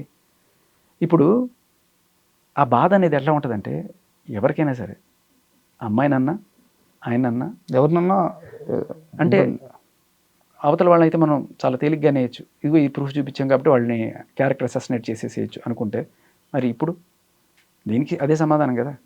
అది రైట్ అయితే ఇది రైటే, అది తప్పైతే ఇది తప్పే అంటున్నారు జనాలు. అంటే నీకు నొప్పి కలిగేది ఏదైతే ఉందో అది వేరే వాళ్ళకి, నీకు గిచ్చితే నొప్పి పెడుతుంది అనుకో, నువ్వు వేరే వాళ్ళని గిచ్చకు. నువ్వు వాళ్ళని గిచ్చుతావు, నేను గిచ్చితే గిచ్చుకోవాలి, నోరు మూసుకొని ఉండాలంటే అట్ట. రీతూ చౌదరి అక్కడికి వెళ్ళడం, కారిడార్లో నడిచి వెళ్ళడం అనేది తప్పైతే, మీరు ఆ ఇంట్లో కూర్చొని కంచంలో తినడం కూడా తప్పే. వాళ్ళిద్దరికీ ఏమి సంబంధం లేదు అనే విషయం నిజమైతే ఇది కూడా అదే అనుకుందాం. అదే వాళ్ళు వాదిస్తున్నారు కదా, వాళ్ళు చెప్పేది అదే. మాది స్నేహం అంటున్నారు, మీది అదే అంటున్నాను. మీరు చేస్తే శృంగారం, మేము చేస్తే ఇంకోటి, అలా కాదు కదా. అదే ఈవిడ కూడా అదే చెప్తుంది, మేము చాలాసార్లు కలిసామని చెప్తుంది కదా, వీళ్ళది స్నేహమే. నేను వీళ్ళని తప్పు పట్టట్ల, నిజంగా తప్పు పట్టట్ల, 100% నేను తప్పు పట్టట్ల. ఆయన ఇందాక ఆ జర్నలిస్ట్ గారు చెప్పారు కదా, నేను అంత వ్యంగ్యంగా కూడా పోవట్ల, నేను మనస్ఫూర్తిగా ఏం ఉందనుకోవట్ల. కానీ అలాగే వీళ్ళ మధ్య కూడా ఏం లేదు. ఎందుకు అంత దమ్ముతో చెప్తున్నానంటే, ధర్మా మహేష్ చాలా క్లియర్ కట్గా ఉంటే చూపించాలి కదా ఫుటేజ్. భయపడతారు కదా నిజంగా ఉందనుకుంటే. బెడ్రూమ్లో కెమెరా పెట్టి ఆ కెమెరా తీసి చూసుంటావు కదా ఖచ్చితంగా, మరి ఉంటే ఈ పాటికి బయటకు రావాలి కదా. ఇంత అసలు మూర్తి గారిని అంటారా, మూర్తి గారిని అంటే మీ పని చూస్తా, మేము మూర్తి గారు రివర్స్ అయితే మీ పని ఎట్లా, ఇంత మాటలు ఎందుకు, అది చూపిస్తే అయిపోయింది కదా. మాకు చూపించక్కర్లేదు, చూపించి వాళ్ళ దగ్గర ఏదైనా 65B తీసుకుని కోర్టులో పెట్టండి. సో అవతల వాళ్ళ మీద నిందలు వేయడానికి, ఎస్పెషల్లీ అందులోనూ ఆడపిల్లలు, నేను ఎందుకు చెప్తున్నాను ఆడపిల్లలు రెస్పెక్ట్ ఎందుకు ఇవ్వాలి అనేది, వాళ్ళ జీవితాలు వాళ్ళు బతుకుతున్నారు సార్. సరే ఏ రిలేషన్స్ ఉన్నాయో వాళ్ళ పర్సనల్, వాళ్ళు ఏమి రోడ్డు మీదకి రాలేదు నాకు న్యాయం చేయండి అనో, లేకపోతే నాకు అన్యాయం జరిగిందనో, ఆ డాక్టరు రాలేదు, లేకపోతే రీతు చౌదరి రాలేదు, ఎవరు రాలేదు. వాళ్ళ మనాన్న వాళ్ళ బతుకులు వాళ్ళు బతుకుతుంటే నీకేదో సెటిల్మెంట్ కావాలనో లేకపోతే ఇంకోటో అని చెప్పి వాళ్ళ బతుకులన్నీ కూడా నీకు ఫ్రెండ్ కాబట్టి ఆయన ఛానల్లో పదే పదే వాళ్ళ క్లిప్పులు రన్ చేసి హ్యాపీ డేంట్ తింటే అది డ్రగ్స్ అన్నట్టుగా, కార్డార్లో నడుచుకొస్తే బెడ్రూమ్లో శృంగారం జరిగినట్టుగా వెనకాల మ్యూజిక్లు పెట్టి ఎంత దారుణం సార్ ఒక అమ్మాయి క్యారెక్టర్ని అసాసినేట్ చేయడం. మేబీ ఆవిడ ప్రొఫెషన్ ప్రకారం మేబీ ఆవిడ కొంత గ్లామర్ ఆరబోతుతో ఏదైనా చేస్తూ ఉండొచ్చు. అన్నంత మాత్రాన అది ఒక్కటితో ఆగకుండా ఇలా నా ఇంటికే వచ్చావంటే నువ్వు ఇలా ఎంతమంది ఇళ్లలో ఎంతమందితో ఇలా చేస్తున్నావు, ఎంతమంది షుగర్ డాడీలు నీకున్నారు, వద్దు ఆ లాంగ్వేజ్ అంతా అసలు వద్దు మనకు. ఆవిడ మాట్లాడుతుంది, అది అంత నీచంగా మాట్లాడుతుంది. ఇంత నోరు పారేసుకునే ఆవిడతో ఏ మనిషి అయినా సరే గృహహింస చేశారంటే నమ్ముతారా? ఆవిడ చేసిందంటే ఎవరన్నా ఈజీగా నమ్మచ్చు. ఆయన అదే చెప్తున్నాడు, ఇవి చాలా తక్కువ సార్ మీరు విన్న బుద్ధులు. రోజు నన్ను అయితే ఇంకా 9 ఏళ్ల నుంచి నా బాధ ఎవరికి చెప్పుకోవాలంటున్నాడు ఆయన. సో ఫైనల్గా కంక్లూడ్ చేయమంటే ఏం చెప్తారు? కంక్లూడ్ అంటే ఇంకేం లేదు సార్. ఇప్పుడు ఏం ఆలోచిస్తున్నారు? ఏం చెప్పాలని ఆలోచన ఏంటంటే తప్పుడు కేసులు పెట్టి ఎక్స్టార్షన్ ఒక 376 కావచ్చు, లేకపోతే 493 కావచ్చు, 498 కావచ్చు, ఇలాంటివి మగాళ్ళని ఇరికిచ్చి వాళ్ళ దగ్గర నుంచి డబ్బులు పొందడానికి ఉపయోగపడుతున్న సెక్షన్స్ ఏవైతే ఉన్నాయో వాటిలో నిజాలు మీరు తెలుసుకోండి. జనాలు గుడ్డిగా, అలాగే జర్నలిస్టులు కూడా గుడ్డిగా భజన చేయకండి, అడగండి. నేను ఇవాళ అడుగుతున్నాను, ఐటీ రిటర్న్స్ చూపించండి దమ్ముంటే నేను అడుగుతున్నాను కదా. మరి ఎవరు ఎందుకు అడగట్లేదు? ఈ ఫోటో ఇది మీదే కదమ్మా, మీరు ఎందుకు చెప్పారు నేను అడగాలి కదా. సో జర్నలిజం అంటే ఒకళ్ళకి భజన చేయడం కాదు, ప్రశ్నించడం. అది మూర్తి గారికి బాగా తెలుసు. మరి ఎందుకు భజన చేయాలి ఆవిడకి? ఆవిడ ఎందుకు క్వశ్చన్లు అడగలేకపోతున్నారు మీరు?